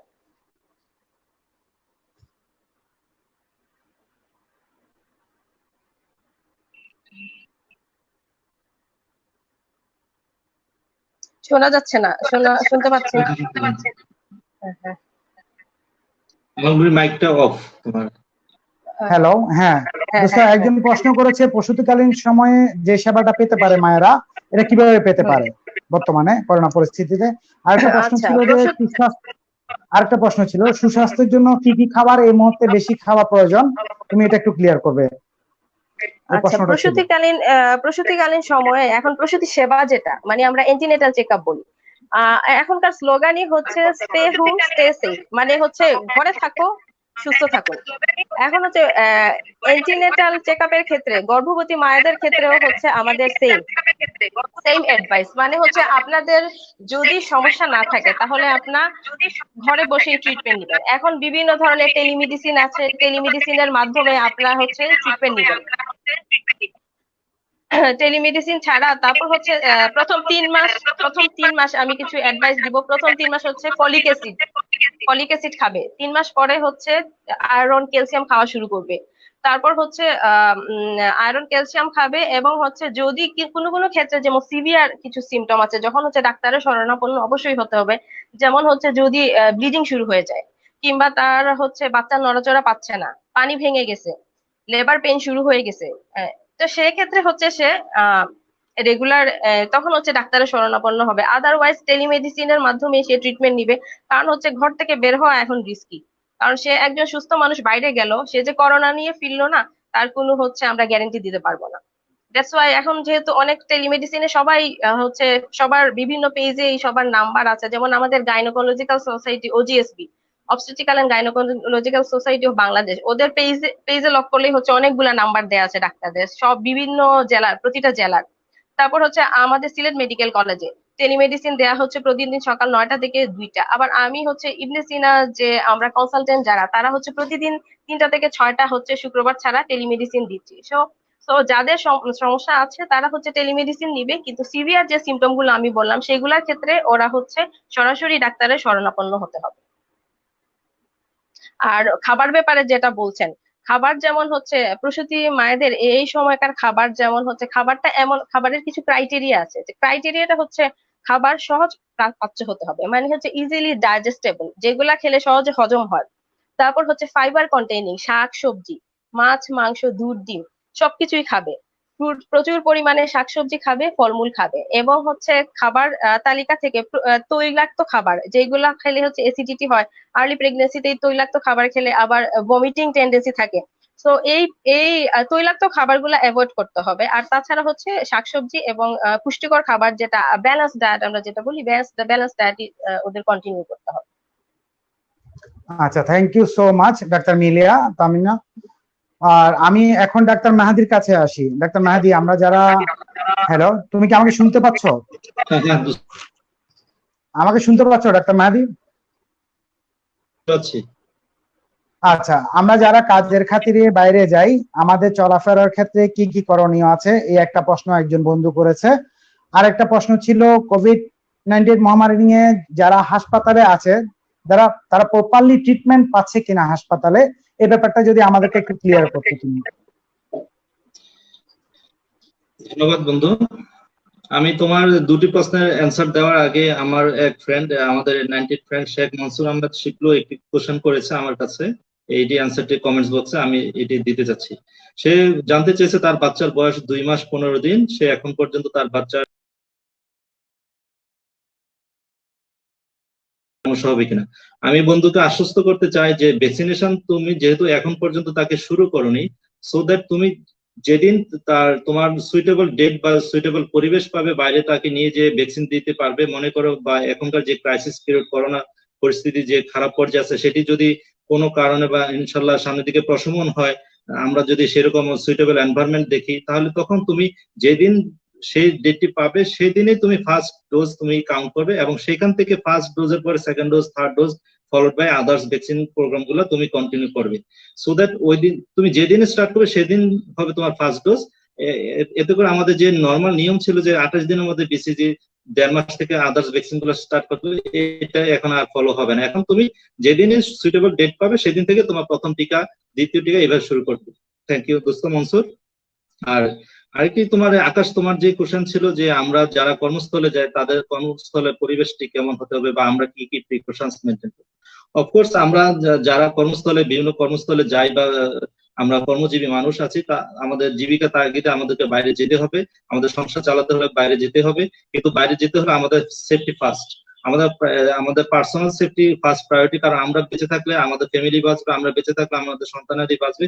সো দ্যাট আমাদের হেলথ যে প্রোটেকশন, আমাদের সেফটির জন্য যে সমস্ত প্রোটেকশন গুলো আমাদের মেনটেন করতে হবে, যদি ওইরকম আমাদের প্রপার মাস্ক, গ্লাভস, তারপরে hand sanitiser, frequent hand washing এর ব্যবস্থা যদি আমাদের না থাকে, আমরা এগুলো এনশিওর করতে হবে। আমরা যে কর্মস্থলে যাব সেখানে আমরা কর্মস্থলে ওই পরিবেশে বা ওই অফিসে বা ওই বিল্ডিং এ ঢোকার আগে আমরা আমাদের যে বাইরে থেকে আমরা যে শু পরে যাব, সেই শুটাকে ওই বিল্ডিং এ ঢোকার পর আমরা ব্লিচিং পাউডার মিক্সড কোনো পানির সাথে আমরা আমাদের জুতাগুলো সোক করে আমরা জুতাটাকে স্টেরাইল করে তারপর আমরা ওই রুমে বা ওই বিল্ডিং এ প্রবেশ করতে পারি।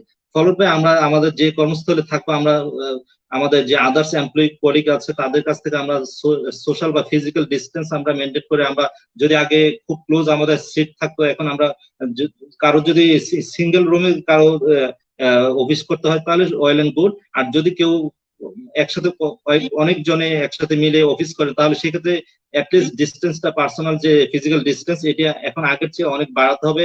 মিনিমাম 3 ফিট ডিস্টেন্স থাকতে হবে ফ্রম ম্যান টু ম্যান। তারপরে আমরা যেখানে থাকবো আমরা সব সময় আমাদের ঘর থেকে বের হলে আমরা মাস্ক ইউজ করবো, গ্লাভস ইউজ করবো, তারপরে হ্যান্ড স্যানিটাইজার ইউজ করবো, এবং আমাদের কর্মস্থলে অবশ্যই প্রপার হ্যান্ড ওয়াশিং এর জন্য ব্যবস্থা থাকতে হবে, ফ্যাসিলিটিস থাকতে হবে, এবং পর্যাপ্ত হ্যান্ড স্যানিটাইজার সাপ্লাইং থাকতে হবে। তারপর আমরা আদার্স যে প্রিকশনস গুলো আমরা যদি কারোর ওই ধরনের সিমটম প্রকাশ পায়, কারো যদি করোনা লাইক সিমটম বা ফ্লু লাইক সিমটমস গুলো প্রকাশ পায়, আমরা তাহলে ওই বন্ধুদের থেকেও আমরা দূরে থাকবো এবং তাদেরকেও আমরা অ্যাডভাইস করবো বাসায় থাকার জন্য, তাদেরকে অফিস থেকে ছুটি নেওয়ার জন্য আমরা অ্যাডভাইস করবো। এগুলো হলো আমাদের স্বাভাবিক যে প্রিকশনস গুলা, আমাদের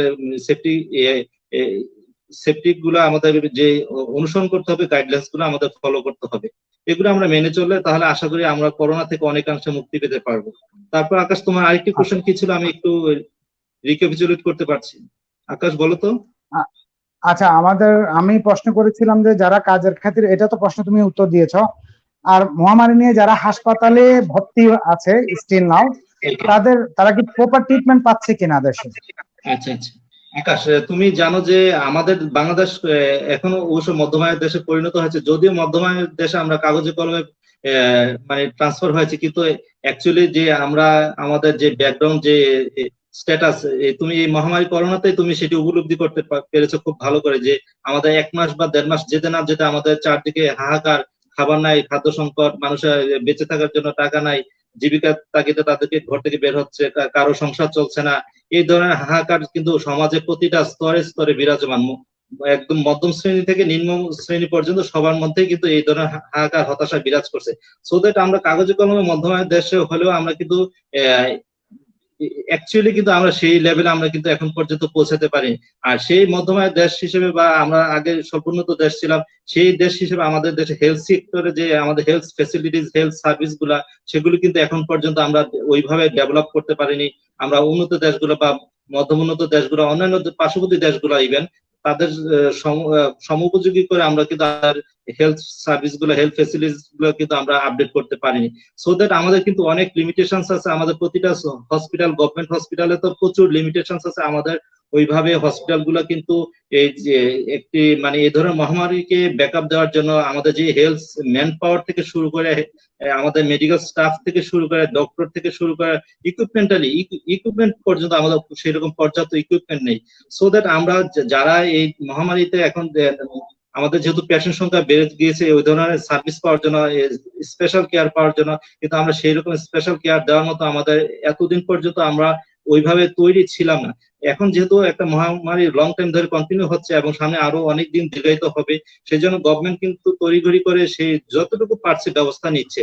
এখন আমাদের গভর্নমেন্ট হসপিটাল গুলোতে আগে আইসিইউ, যে সমস্ত আইসিইউ ছিল সেগুলো আইসিইউতে বেড সংখ্যা লিমিটেড ছিল।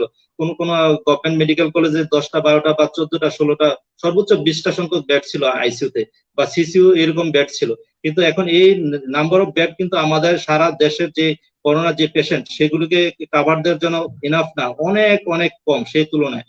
কিন্তু গভর্নমেন্ট তড়িঘড়ি করে এখন যেহেতু আমাদের আইসিইউ সংখ্যা বাড়াচ্ছে, যে সমস্ত হসপিটালগুলোতে আইসিইউ ফেসিলিটিস ছিল না তাদের ক্ষেত্রে আইসিইউ ব্যবস্থা, নতুন করে আইসিইউ তৈরি করছে। আর যাদের ক্ষেত্রে সেন্ট্রাল অক্সিজেনের ব্যবস্থা ছিল না, যে সমস্ত হসপিটালগুলোতে সেগুলোতে সেন্ট্রাল অক্সিজেনের ব্যবস্থা করছে। এবং গভর্নমেন্ট আমাদের ওইরকম আইসোলেশন থাকার জন্য ওইরকম ফেসিলিটি ছিল না। এখন গভর্নমেন্ট তড়িঘড়ি করে এখন যেমন বসুন্ধরা কনভেনশন সেন্টারে আইসোলেশন সেন্টার করেছে 2500 বেডের। এগুলো কিন্তু গভর্নমেন্ট ভালো স্টেপ নিয়েছে, এগুলো থেকে কিন্তু কিছুটা হলেও আমরা পরিত্রাণ পাচ্ছি। কিন্তু আমি মনে করছি যে আমাদের এই হসপিটালে আমাদের ম্যান পাওয়ার দিক থেকে গভর্নমেন্ট নতুন করে 2000 ডাক্তার, জুনিয়র ডক্টর নিয়োগ দিয়েছে, but they are not enough. তারা এখন এই করোনা ক্রাইসিস পিরিয়ডে আমাদেরকে ব্যাকআপ দেওয়ার জন্য তারা এনাফ না। তারপর আমাদের যে সিনিয়র কনসালটেন্ট বৃন্দ আছেন, অনেকে এর মধ্যে অসুস্থ হয়ে গিয়েছেন, অনেকে ছুটিতে আছেন। কিন্তু এই ধরনের সার্বিক বিবেচনা করে আমাদের কিন্তু পর্যাপ্ত ইকুইপমেন্টালি, তারপর আমরা ম্যান পাওয়ারের দিক দিয়ে, যত দিক দিয়ে বলি আমরা কিন্তু এনাফ, আমরা প্রিপেয়ার্ড না, আমাদের এনাফ ফেসিলিটিস নাই। আমরা কিন্তু এই ধরনের মহামারীকে প্রোটেক্ট করা, কাভার দেওয়ার জন্য আমরা সেভাবে কিন্তু পারছি না। তারপর আমরা আমাদের যে লিমিটেড অপশনস আছে সেই অপশন গুলোকে আমরা প্রপারলি ইউজ করে কিন্তু আমরা চেষ্টা করছি এর মধ্যে যেন আমরা মোটামুটি একটা লেভেলে, একটা স্যাটিসফ্যাক্টরি লেভেলে যেন আমরা সার্ভিস দিতে পারি, সেই চেষ্টাটা কিন্তু করছি। তারপরে আমি মনে করছি যে আমাদের কিন্তু অনেক ঘাটতি রয়েছে। যে জায়গায় পৃথিবীর উন্নত দেশগুলো তাদের ওয়েল ফেসিলিটিস থাকার পরও তাদের অনেক অনেক ডেভেলপ অপশনস, তাদের হেলথ সেক্টর অনেক অনেক উন্নত, ম্যান পাওয়ার দিক দিয়ে তাদের কমিটমেন্ট সবকিছু কিন্তু আমাদের চেয়ে অনেক হাই। তারপর তাদের যে হেলথ সেক্টর গুলা প্রতিটা স্টেপে কিন্তু উল্টো পাল্টো হয়ে গিয়েছে, তাদের কোনো চেন অফ কমান্ড নাই, তাদের টোটাল হেলথ সেক্টরটাই ব্রেকডাউন হয়ে গেছে।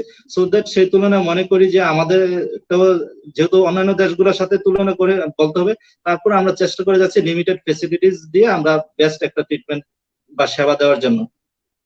থ্যাংক ইউ মাহাদি, ডক্টর মাহাদি। আমাদের সাথে অনেক বন্ধু আসলে কমেন্টসে আছে এবং অনেক বন্ধু প্রশ্ন করেছে। আমরা আসলে অনেক বেশি সৌভাগ্যবান, অনেক বন্ধু আমাদেরকে সাপোর্ট দিচ্ছে, এর জন্য আমরা সবাইকে থ্যাঙ্কস জানাচ্ছি। আমাদের সাথে শেখ মনসুর আহমেদ শিপুল আছে, আহসান হাবিব রবি আছে, মোহাম্মদ ফারুক আছে, আহসান হাবিব রবি, সাবিনা ইয়াসমিন, তহিদুল ইসলাম সজীব, মির ইশফাক ও সালাম দিয়েছে সবাইকে। নিবারুন নিবু আছে, সিজার বিডি আছে, ও সবাইকে ভালোবাসা দিয়েছে সিজার বিডি। এম সানাউল্লাহ আছে, সবাইকে ধন্যবাদ জানাচ্ছে 98 এইচ এম জুয়েল আছে, আনোয়ার হোসেন আছে, রোকেয়া মুন্নি আছে, ওমর ফারুক আছে চিটং থেকে, মোহাম্মদ আলমগীর আছে ঢাকা থেকে, বাপ্পি স্পেস ঢাকা থেকে, শামীম আহমেদ আছে ঢাকা থেকে, রেজওয়ানা দেওয়ান উর্মি আছে আমাদের সাথে, ফয়সাল আছে, তারপর যে আশরাফুল ইসলাম রানা আছে, আমাদের সাথে অনেক বন্ধু যোগ আছে আলহামদুলিল্লাহ। সবাইকে তো শোনানো যাচ্ছে না, তারপরে কিছু নাম বলতে হচ্ছে, সব বন্ধুরা না হলে উৎসাহিত হইতে হবে, কারণ নাহলে আবার মাইর দিবে। এই জন্য আমি আগেভাগে ওদের নামটা বলে দিচ্ছি, তোমরা একটু সময় নাও। আচ্ছা, জিয়াউর রহমান আছে, সবাইকে সালাম দিচ্ছে এবং সবাইকে ভালোবাসা দিয়েছে। আর খোরশেদ আলী তো আছে আমাদের সাথে, আমাদের অ্যাডমিন, আমাদের এখানে যারা ভলান্টিয়ার হিসেবে কাজ করছে, মোটামুটি এর ভিতরে খোরশেদ আলী একজন। ও যথেষ্ট পরিমাণ ভালো ছেলে আলহামদুলিল্লাহ, ও আমাদের জন্য যথেষ্ট কাজ করতেছে আলহামদুলিল্লাহ। পাশাপাশি শেখ মনসুর আহমেদ আছে, ও আমাদের খুবই ক্লোজ বন্ধু, আমাদের ভলান্টিয়ার হিসেবে আছে। আর সেকেন্ড থিংস হচ্ছে যে অনেক রাসেল মনির আছে, ওমর ফারুক আছেন, সাবিনা ইয়াসমিন আছে, আইনুল হক আছেন, মহিউদ্দিন ময়না আছে, নিয়াজ মোর্শেদ খান আছে, নাহিদ সুলতানা আছে, রুমান আফরিন আছে, সুমন আসগর আছে, ও 98 বে শাহবাজপুর বহুমুখী উচ্চ বিদ্যালয় থেকে আছে, আমাদের সাথে অ্যাড হয়েছে। আরিফুল হায়দার সবাইকে থ্যাঙ্কস জানিয়েছে। তারপর শাহাদাত হোসেন সুজন আছে। মেহেদি, তুমি কি কুমিল্লা? মেহেদি কি কুমিল্লায় তুমি নাকি ঢাকাতে আছো? মেহেদি, তোমার এক বন্ধু বলেছে মিজান রহমান। সকালে গিয়েছিলাম। আচ্ছা, কুমিল্লা সকালে গিয়েছিল, ও এখন ঢাকায় আছে স্টিল নাও। আচ্ছা, আমি বন্ধু সন্তোষ কুমারের কাছে আসি। দোস্ত, তোমাকে একজনে প্রশ্ন করেছে বাংলাদেশের যে পর্যটন শিল্প, এই পর্যটন শিল্প থেকে এখন কিভাবে উত্তরণ করা যায়, করোনা মহামারী থেকে বাংলাদেশকে পর্যটন শিল্পে কিভাবে উত্তরণ করা যাবে, এ ব্যাপারে কোনো পদক্ষেপ আছে কিনা, বা এই ব্যাপারে কোনো কিছু যদি বলতা তাহলে একটু উপকার হতো।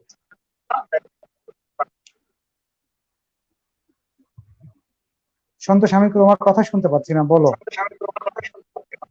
ওকে, বলো। আমরা যদি বিশ্বের বিভিন্ন দেশের কথা বলি, তারা এই পর্যটন শিল্পটিকে কোভিড পরবর্তী সময়ে আবার রিভাইভ করার জন্য বেশ কিছু পদক্ষেপ গ্রহণ করেছে। আমরা ভারত, নেপাল, ভুটান, মালদ্বীপ, শ্রীলঙ্কা এবং থাইল্যান্ডের কথা যদি বলি, সেই দেশের সরকার স্টিমুলাস প্যাকেজ তারা ঘোষণা করেছে, যে প্যাকেজের মধ্যে পর্যটনকে অন্তর্ভুক্ত করেছে। ইতিমধ্যে একটি আসার কথা হলো, বাংলাদেশ সরকার কিন্তু এই স্টিমুলাস প্যাকেজ ঘোষণা করেছে এবং পর্যটনকেও তারা ইতিমধ্যে অন্তর্ভুক্ত করেছে। আমি ঠিক তার পাশাপাশি একটি কথা বলতে চাই, কোভিড-19 পরবর্তী সময়ে কিন্তু পর্যটকদের আচরণের কিছুটা পরিবর্তন দেখা যাবে, কারণ মানুষের যখন ইনকাম কমে যাবে তখন বিহেভিয়ারাল প্যাটার্ন এবং চয়েস সেই জায়গাগুলোতে একটু পরিবর্তন আসবে। তাই আমার মনে হয় যে বাংলাদেশ ট্যুরিজম বোর্ড এবং বাংলাদেশ পর্যটন কর্পোরেশন, ঠিক তার পাশাপাশি যারা ফ্রিল্যান্স রিসার্চার আছে, তারা যদি ডেস্টিনেশন ওয়াইজ রিসার্চ করে কাস্টমার ট্যুরিস্টদের এক্সপেকটেশন এবং যারা সার্ভিসটা প্রোভাইড করছে, হোটেল, মোটেল, রিসোর্ট, তারা যারা আছে, তারা যে সার্ভিস দিচ্ছে, সেখানে ডিমান্ড এন্ড সাপ্লাইয়ের মধ্যে যে গ্যাপটা আছে, সেই গ্যাপটাকে আইডেন্টিফাই করে সেভাবে যদি সার্ভিসটাকে এনশিওর করা যায়, তাহলে কোভিড-19 পরবর্তী সময়ে কিন্তু বাংলাদেশে আবার পর্যটন জেগে উঠবে। কারণ কোভিড-19 এর পরবর্তী সময়েও কিন্তু পর্যটকদের মাঝে একটি, আমাদের বন্ধু মাহাতি যেটা বলছিলেন যে সামাজিক নিরাপত্তা নিশ্চিত করা, হয়তো সেটা বেশ কিছুদিন পর্যন্ত আমাদেরকে এটি নিশ্চিত করতে হবে। টুরিস্টরা বিভিন্ন রিসোর্টে তারা যখন রিক্রিয়েশন পারপাস যাবে, সেটি সামাজিক দূরত্ব হয়তো বেশ কিছুদিন রাখতে হবে। ঠিক তার পাশাপাশি টুরিস্টরা কিন্তু চাবে যে স্বাস্থ্যসম্মত সেবা, এবং সেই জায়গাগুলো কিন্তু নিশ্চিত করতে হবে। এবং পর্যটনের সাথে যারা সম্পৃক্ত আছে, যে স্টেক হোল্ডার গুলো আছে, তারা ইতিমধ্যে বেশ একটা লোকসানের সম্মুখীন হয়েছে। তাদের যে পর্যটন যে পণ্যগুলো রয়েছে, সেগুলোর ক্ষেত্রে যদি ট্যাক্স এবং ব্যাটটাকে আগামী 1 বা 2 বছরের জন্য যদি কাট করে দেওয়া হয়, তাহলে তারা হয়তো সেই ক্ষতি থেকে কিছুটা পুষিয়ে উঠতে পারবে। ঠিক তার পাশাপাশি আমরা বলবো যে ডিজিটাল ট্যুরিজম, সেটি কিন্তু আগামী দিনে অনেকটা বৃদ্ধি করতে হবে। কারণ মানুষ তখন হচ্ছে যে সরাসরি কোনো ট্রাভেল এজেন্সিতে না এসে বা ট্যুর অপারেটরের কাছে না গিয়ে বাসায় বসে তারা অর্ডার করবে এবং পেমেন্টটা তারা যখন অনলাইনে করে দিতে পারবে, সেই প্রসেসটা কিন্তু অনেক বেশি স্বাচ্ছন্দ্য হবে। এবং আগামী দিনের পর্যটন কিন্তু হবে ভার্চুয়াল ট্যুরিজম। আমরা আমাদের বাংলাদেশের কথা যদি বলি, বাংলাদেশ হচ্ছে, আমরা বাংলাদেশে দেখতে পাচ্ছি যে প্রাকৃতিক সৌন্দর্যের লীলাভূমি খ্যাত এই বাংলাদেশ। আমাদের বাংলাদেশে রয়েছে পৃথিবীর সর্ববৃহৎ সমুদ্র সৈকত সুন্দরবন, এবং আমরা যদি কক্সবাজার থেকে টেকনাফ আমরা দেখতে পাচ্ছি 80 কিলোমিটার যে একটি মেরিন ড্রাইভ রয়েছে। সেখান থেকে আমরা টেকনাফ থেকে আবার আমরা ওয়াটার বাসে আমরা চলে যাচ্ছি আমাদের সেন্ট মার্টিন আইল্যান্ড। এবং বাংলাদেশ সরকার ইতিমধ্যে যে পরিকল্পনাটি করছেন যে এই টেকনাফ থেকে যে নাফ ট্যুরিজম পার্ক, যেটি জালিয়ার দ্বীপে হচ্ছে, যেখানে ইন্টারন্যাশনাল ট্যুরিস্টদেরকে লক্ষ্য করে সিয়াম কর্পোরেশন, যেটি থাইল্যান্ডের একটি কর্পোরেশন, ইতিমধ্যে দায়িত্ব পেয়েছে। তো আমার বিশ্বাস আগামী দিনের বাংলাদেশকে রিভাইভ করার জন্য আমরা পর্যটকদের এক্সপেকটেশন অনুযায়ী সেবা নিশ্চিত করতে হবে, সেই সাথে যে একটা ইনক্লুসিভ সার্ভিস, যে হোটেল ইন্ডাস্ট্রিতে যেটুকু তারা করে, ইকুইটি এমপ্লয়মেন্ট। এবং আমরা দেখতে পাচ্ছি ইন্টারন্যাশনাল যে 5 স্টার হোটেলগুলো রয়েছে সেখানে মেল এবং ফিমেলের যে জবের ক্ষেত্রে যে রেশিওটা আছে, যেখানে আমরা দেখতে পাচ্ছি 54% ফিমেল রিক্রুটমেন্ট করার একটি প্রসেস রয়েছে। কোভিড পরবর্তী সময়ে এই আনএমপ্লয়মেন্টকেও যদি আমরা রিডিউস করতে চাই, সেই জায়গাটিতেও কিন্তু এমপ্লয়মেন্ট ইকুইটি এনশিওর করতে হবে এই ট্যুরিজম সেক্টরে। সর্বশেষ আমি একটি কথা বলবো যে কোভিড-19 এর প্রভাব থেকে দ্রুত বেরিয়ে আসাই হচ্ছে এই পর্যটনের জন্য মঙ্গল। আমাদের সামাজিক দূরত্ব মেনটেন করতে হবে, যেটা আমাদের ডাক্তার দুজন বন্ধু বললেন। এবং আমি সর্বশেষ একটি কথা বলবো, আমরা থাকবো ঘরে, করোনাকে রাখবো দূরে। এটি হতে হবে কিন্তু আমাদের মূল মন্ত্র। Thank you so much Santosh Kumar, তোমার কথাগুলো অনেক ভালো লেগেছে। বেসিক্যালি আমার অনেক ভালো লাগছে, আমি আসলে অনেক কিছু জানতে পারতেছি। তোমাদের সাথে বসানোর জন্য আমাকে ধন্যবাদ। আর বেসিক্যালি আমি এখন সজলের কাছে আসি। সজল, তোমার কাছে আমার 2টা প্রশ্ন, এটা আমার বন্ধুদের প্রশ্ন। বেসিক্যালি ডিজিটাল সিস্টেম ব্যাংকিং যে কাজে লাগাতে পারতেছে কি পারতেছে না, এই ব্যাপারটা একটু ক্লিয়ার করবা। আর একটা প্রশ্ন একটা বন্ধু করেছে, ব্যাংক এখন লসের দিকে আছে, তখন কি কারো ব্যাংকে যারা জব করে তাদের বেতন কি কমবে, নাকি তাদেরকে ব্যাংক থেকে ছাঁটাই করা হবে? এই টাইপের কোনো কিছু আছে কিনা, এই ব্যাপারটা একটু ক্লিয়ার যদি করো। আর একটা সেকেন্ড আমাকে তুমি একটু পরে দিয়ে কথা বলো, আমি 2টা মিনিট একটু বন্ধুদেরকে একটু দিয়ে আসি, একটু উৎসাহ দিয়ে আসি। শাকাওয়াত হোসেন আছে রাসেল আমাদের সাথে, আমাদের আলোচনা ওর অনেক ভালো লাগতেছে, thank you so much. Shamimara Rezin আছে, রোমানা আফরিন আছে, মোহাম্মদ আলমগীর আছে, রায়হান কাজিমি একটা প্রশ্ন করেছিল, এটা সন্তোষের কাছে। সন্তোষ, প্রশ্নটা একটু তুমি মনে রাখো কাইন্ডলি। পর্যটন নিয়ে তথ্যের সোর্স কি? Bangladesh perspective, effector, inspector data, reliance source কি? এটা জাস্ট তুমি একটু মাথায় রাখো সন্তোষ। ঠিক আছে, তাহলে বন্ধু এখন তুমি বলতে পারো। মাহবুব সজল, তুমি বলতে পারো ব্যাংকিং সেক্টরের ব্যাপারে বলো।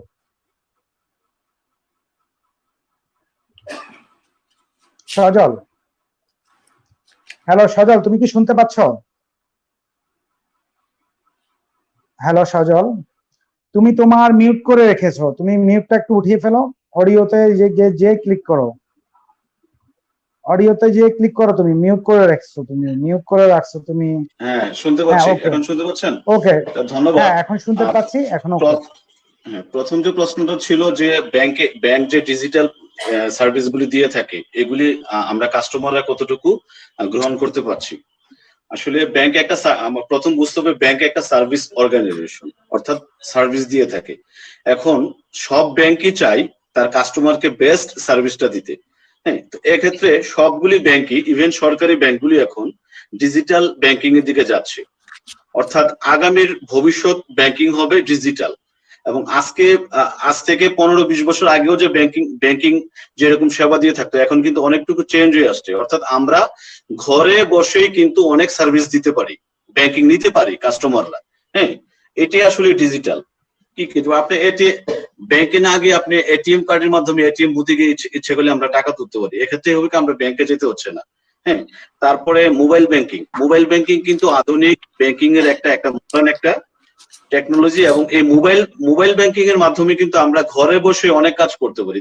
ধরো আমার কাছে আমি একটা ইনফরমেশন দিই, আমরা মাসের লাস্টের দিকে 20 থেকে 25 তারিখের মধ্যে দেখি যে এই কারেন্ট বিল অর্থাৎ ইলেকট্রিসিটি বিল দেওয়ার জন্য প্রচুর লাইন ধরে। কিন্তু আমরা কিন্তু অনেকেই জানি না এই ইলেকট্রিসিটি বিল দেওয়ার জন্য এখন আর ব্যাংকে যেতে হয় না। এখন অলমোস্ট অনেক সব ব্যাংকই তাদের, হ্যাঁ অনলাইনে বলতে মোবাইল ব্যাংকিং এর মাধ্যমে আমরা ইলেকট্রিসিটি বিল দিয়ে দিতে পারি ইজিলি, এবং উইদিন 2 মিনিটস কাজটা শেষ হয়ে যায়।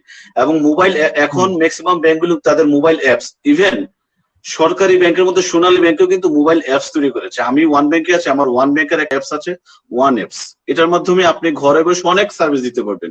এরকম মডার্ন ব্যাংকিং প্রায় সবগুলোই তাদের অ্যাপস ভিত্তিক সার্ভিস দিয়ে কি করা যায়।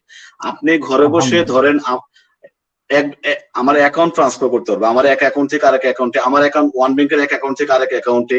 তারপর আমি ঘরে বসে বিএফটিএন করতে পারবো। বিএফটিএন বলতে আমার এক অ্যাকাউন্ট থেকে সাপোজ আকাশ তোমার অ্যাকাউন্টে টাকা আমি ইজিলি পাঠিয়ে দিতে পারতেছি। হ্যাঁ, তারপর 1 লক্ষ টাকার উপরে আমি আরটিজিএস করতে পারতেছি। আরটিজিএস বলতে 1 লক্ষ টাকার উপরে উইদিন হাফ এন আওয়ার আমি এক ব্যাংকে থেকে আরেক ব্যাংকে টাকা পাঠিয়ে দিতে পারতেছি। হ্যাঁ, তারপর আমি আমার লোন স্টেটমেন্ট, অ্যাকাউন্ট স্টেটমেন্ট, হ্যাঁ ইত্যাদি, মানে সবকিছু কিন্তু আমার এই কাজগুলি আমি ঘরে বসে করতে পারতেছি। কিন্তু আমি যখন একটা সফটওয়্যার কিংবা আমি যখন একটা জিনিস আবিষ্কার করবো, বের করবো, ব্যাংক বের করবে, মেন এটার সার্থকতা নির্ভর করবে ইউজারের উপর। ইউজার বলতে কাস্টমার, অর্থাৎ ব্যাংকগুলি ডিজিটালাইজড হচ্ছে, তাদের কাস্টমার সার্ভিস বাড়ানোর জন্য টেকনোলজি আরো বাড়াচ্ছে, কিন্তু যারা ইউজ করবে অর্থাৎ সম্মানিত যারা কাস্টমার আছেন তাদেরকে এটা ইউজাররা অর্থাৎ কাস্টমাররা কিন্তু এইটার কাজটা কিভাবে করতে জানতে হবে। দেখেন আমি যে কথাগুলি বললাম যে এই ডিজিটাল, এই যে mobile apps, mobile banking, ATM card, হ্যাঁ এই যে ইন্টারনেট ব্যাংকিং, এগুলি কিন্তু অনেক কাস্টমারই জানে না। আবার অনেক কাস্টমার জানলেও তাদের মধ্যে একটা ভীতি কাজ করে, চাই আমি মোবাইল যারা গ্রামে ব্যাংকিং। আছে বন্ধু তারা কি করবে? যারা গ্রামে আছে বন্ধু তারা কি করবে?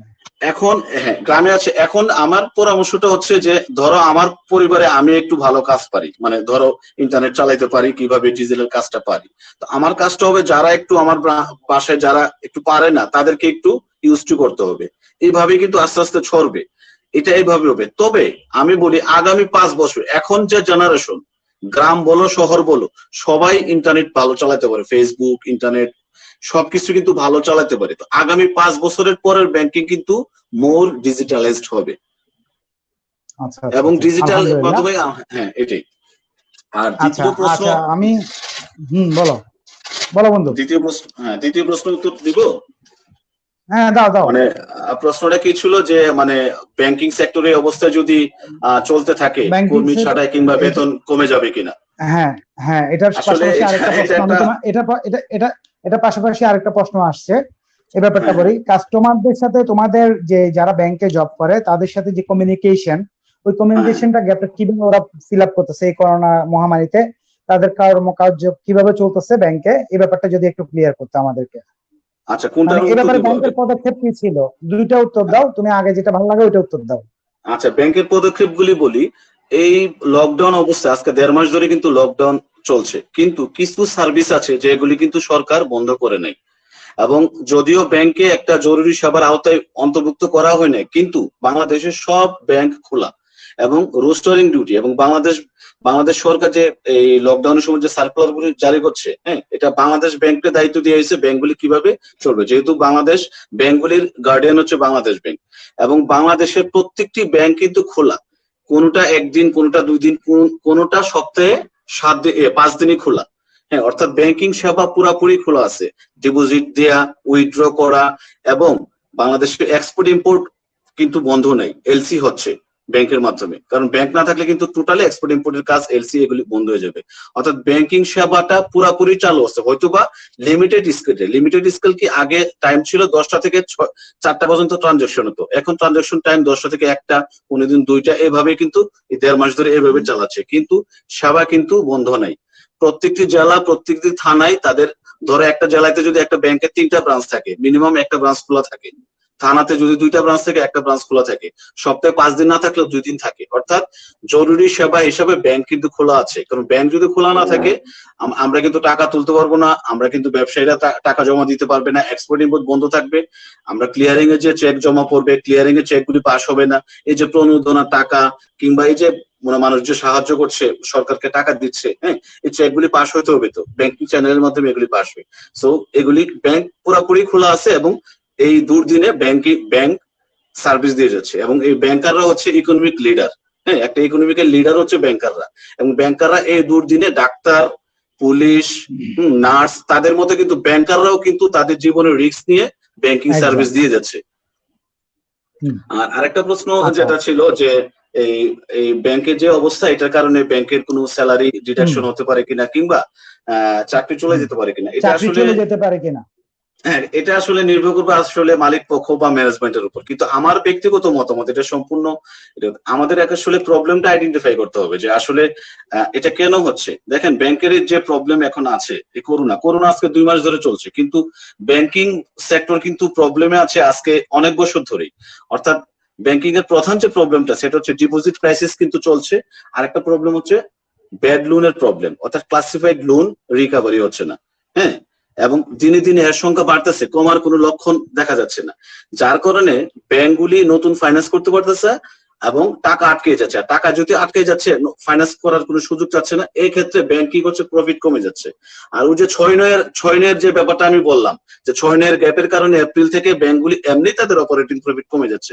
তো এটার প্রভাবটা আসলে কি, এখন ব্যাংক চিন্তা করবে, ব্যাংক না শুধু প্রত্যেকটি প্রতিষ্ঠানই চিন্তা করবে যে তাহলে ব্যয় কিভাবে কমানো যায়, অর্থাৎ তাদের এক্সপেন্ডিচার কিভাবে সংকোচন করতে পারে।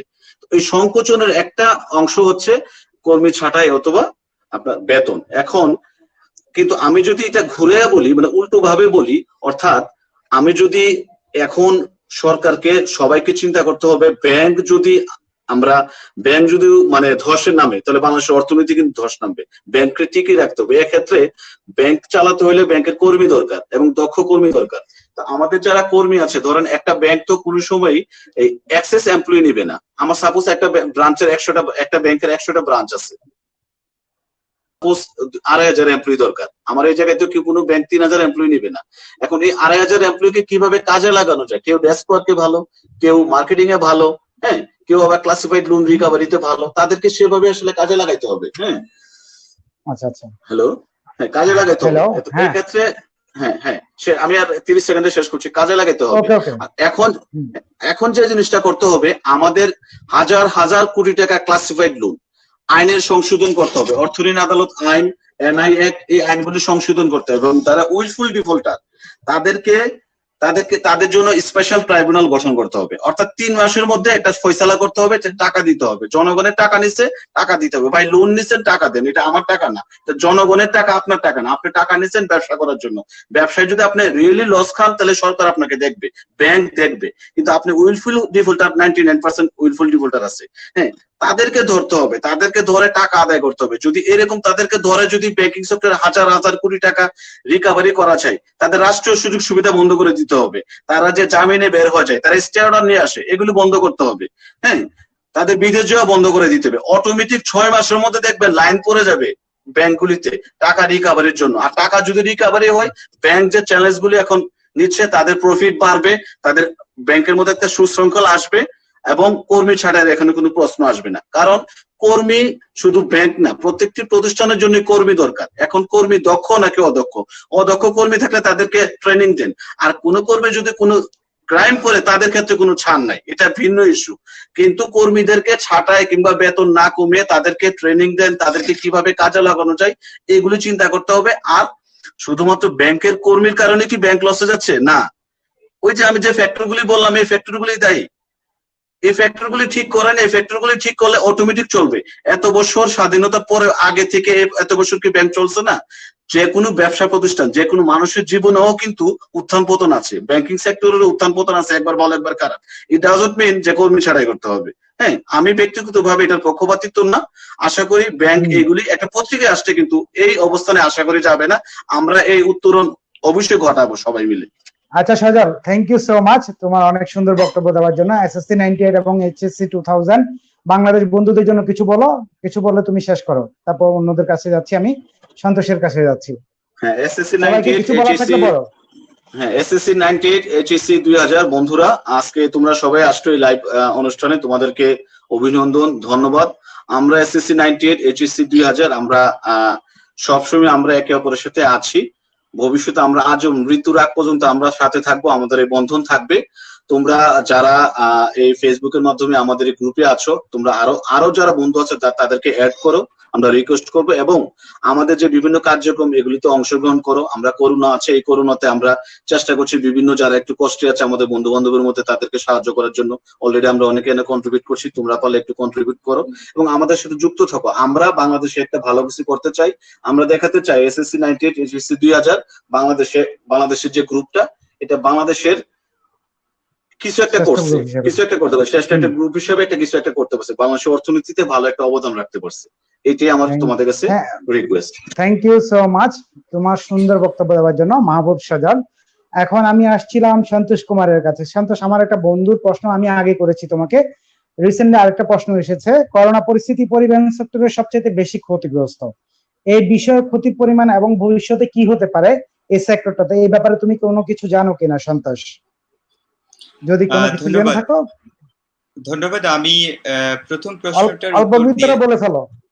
হ্যাঁ, প্রথম প্রশ্নটার ব্যাপারে যদি বলি, একটু আগে যেটা বলেছিলে যে আসলে আমরা যে স্ট্যাটিস্টিক্স গুলো দেখি যে বিশ্ব পর্যটন এবং বাংলাদেশ পর্যটনের যে স্ট্যাটিস্টিক্স এর সোর্স গুলো কি, সাধারণত আমরা WTTC, world travel and tourism council, সেখানের আমরা স্ট্যাটিস্টিক্স গুলো দেখি যে গ্লোবালি ট্যুরিজম কন্ট্রিবিউশন এবং তার অন্যান্য তথ্য উপাত্তগুলো আমরা এখান থেকে নিয়ে থাকি।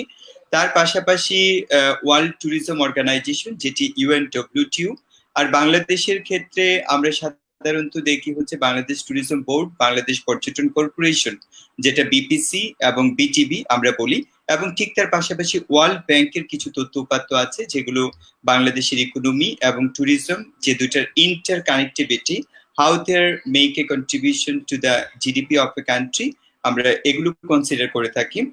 তাছাড়া আরেকটি প্রশ্ন যেটুকু বললে যে বাংলাদেশের যে পরিবহন সেক্টর, সত্যি পরিবহন সেক্টর পর্যটনের সাথে ওতপ্রোতভাবে জড়িত। পর্যটন এমন একটি শিল্প যার সাথে এই পরিবহন এবং সংস্কৃতি এবং বাংলাদেশের ক্রীড়াঙ্গন এবং সেই সাথে বিনোদন সবকিছু কিন্তু একটা ফ্রেমের মধ্যে নিয়ে কিন্তু হচ্ছে পর্যটন। এর সাথে অনেকগুলো ইন্ডাস্ট্রি কিন্তু সম্পৃক্ত রয়েছে।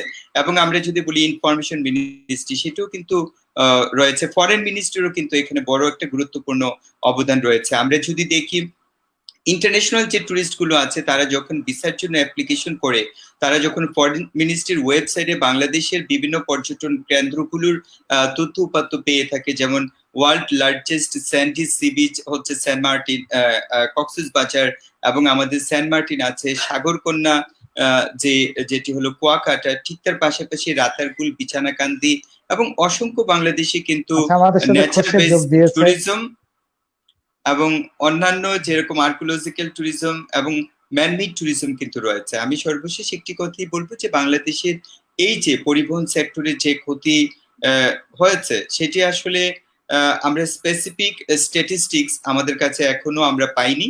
আমরা সামগ্রিকভাবে যে স্ট্যাটিস্টিক্সটা পেয়েছি, আমি একটু আগে বলেছি, ওভারঅল স্ট্যাটিস্টিক্সটা পেয়েছি পর্যটনের কি পরিমাণ ক্ষতি হতে পারে।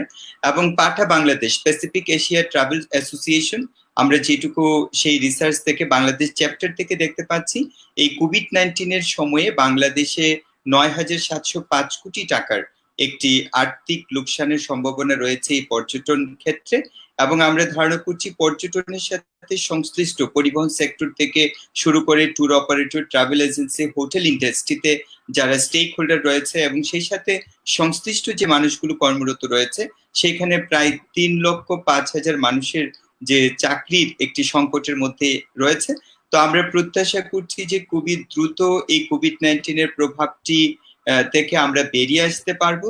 আবার সেই পর্যটন শিল্প জেগে উঠবে, কর্মসংস্থানে আবার নতুন মাত্রা তৈরি হবে, অর্থনীতিতে আবার প্রবৃদ্ধির যে যাত্রা, যেটি ঊর্ধ্বমান আছে, সেটি আরো অনেক বেশি উপরের দিকে যাবে, সেইটুকুই আমরা প্রত্যাশা করি। Thank you so much. তুমি আমাদের সাথে এখন কোর্সে যোগ দিয়েছে। আর সন্তোষ কুমার, আমাদেরকে তুমি 98-2000 এর SSC 98 এবং HSC 2000 বাংলাদেশের বন্ধুদের জন্য কিছু বলো, অল্প সময়ের ভিতরে কিছু বলো। বন্ধুরা, তোমাদের সবার জন্য অনেক অনেক শুভকামনা। আমরা সবাই এই মুহূর্তে ঘরে থাকবো, ভালো থাকবো, সুস্থ থাকবো, এবং করোনা পরবর্তী সময়ে নতুন সূর্যোদয়ে আবার আমরা একত্রিত হব নতুন কোনো জয়গানে। সবাইকে অসংখ্য ধন্যবাদ। Thank you so much. আমি ডক্টর মেহেদির কাছে আসি। ডক্টর মেহেদি, তোমার কাছে একটা বন্ধুর প্রশ্ন ছিল আইসিইউর ব্যাপারে। এখন বর্তমান পরিস্থিতি কেমন বাংলাদেশে আইসিইউর, এই ব্যাপারটাই যদি একটু ক্লিয়ার করতা।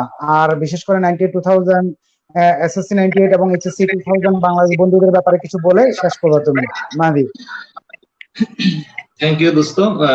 যেহেতু এই করোনা পরিস্থিতিতে যারা সিভিয়ার ইল ডিজিজ কন্ডিশনে আছে, যাদের সিভিয়ারিটি ডেভেলপ করছে, অর্থাৎ যাদের প্রচুর পরিমাণে শ্বাসকষ্ট হচ্ছে, যাদের শরীরে এই করোনা পরিস্থিতির জন্য তাদের অক্সিজেন কনসেন্ট্রেশনটা সেটি 90% নিচে চলে আসছে, যাদেরকে অক্সিজেন দেওয়া হচ্ছে, আর্টিফিশিয়াল অক্সিজেন থেরাপি দেওয়া হচ্ছে, কিন্তু তারপরও যাদের অক্সিজেন কনসেন্ট্রেশনটাকে 90% উপরে রাখা যাচ্ছে না, ধরে রাখা যাচ্ছে না, সেই সমস্ত রোগীদের ক্ষেত্রে আইসিইউতে অবশ্যই তাদেরকে লাইফ সাপোর্ট মেশিনে রাখতে হবে। লাইফ সাপোর্ট মেশিন ছাড়া তাদের কোনো বেঁচে থাকার কোনো উপায় নেই।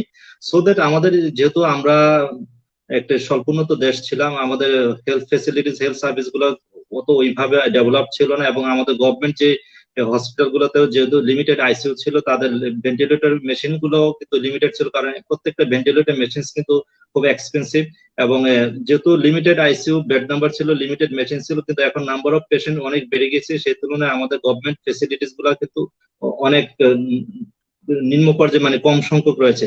এই জন্য গভর্নমেন্ট তড়িঘড়ি করে এখন কিন্তু কিছু প্রাইভেট মেডিকেল কলেজ হসপিটাল, যেমন লাইক এভার কেয়ার হসপিটাল, যেটি এখন আগে পুরাতন অ্যাপোলো হসপিটাল ছিল, তারপর Anwar Khan Modern Medical college Hospital, Holy Family Red Crescent Medical college Hospital, এই সমস্ত হসপিটাল গুলোকে তারা এখন কোড করেছে, এবং তাদেরকে এই করোনা পেশেন্টদেরকে ট্রিটমেন্ট করার জন্য তাদেরকে অর্ডার দিয়েছে, এবং সেই সমস্ত হসপিটাল গুলোতে এখন করোনা পেশেন্ট নেওয়া হচ্ছে।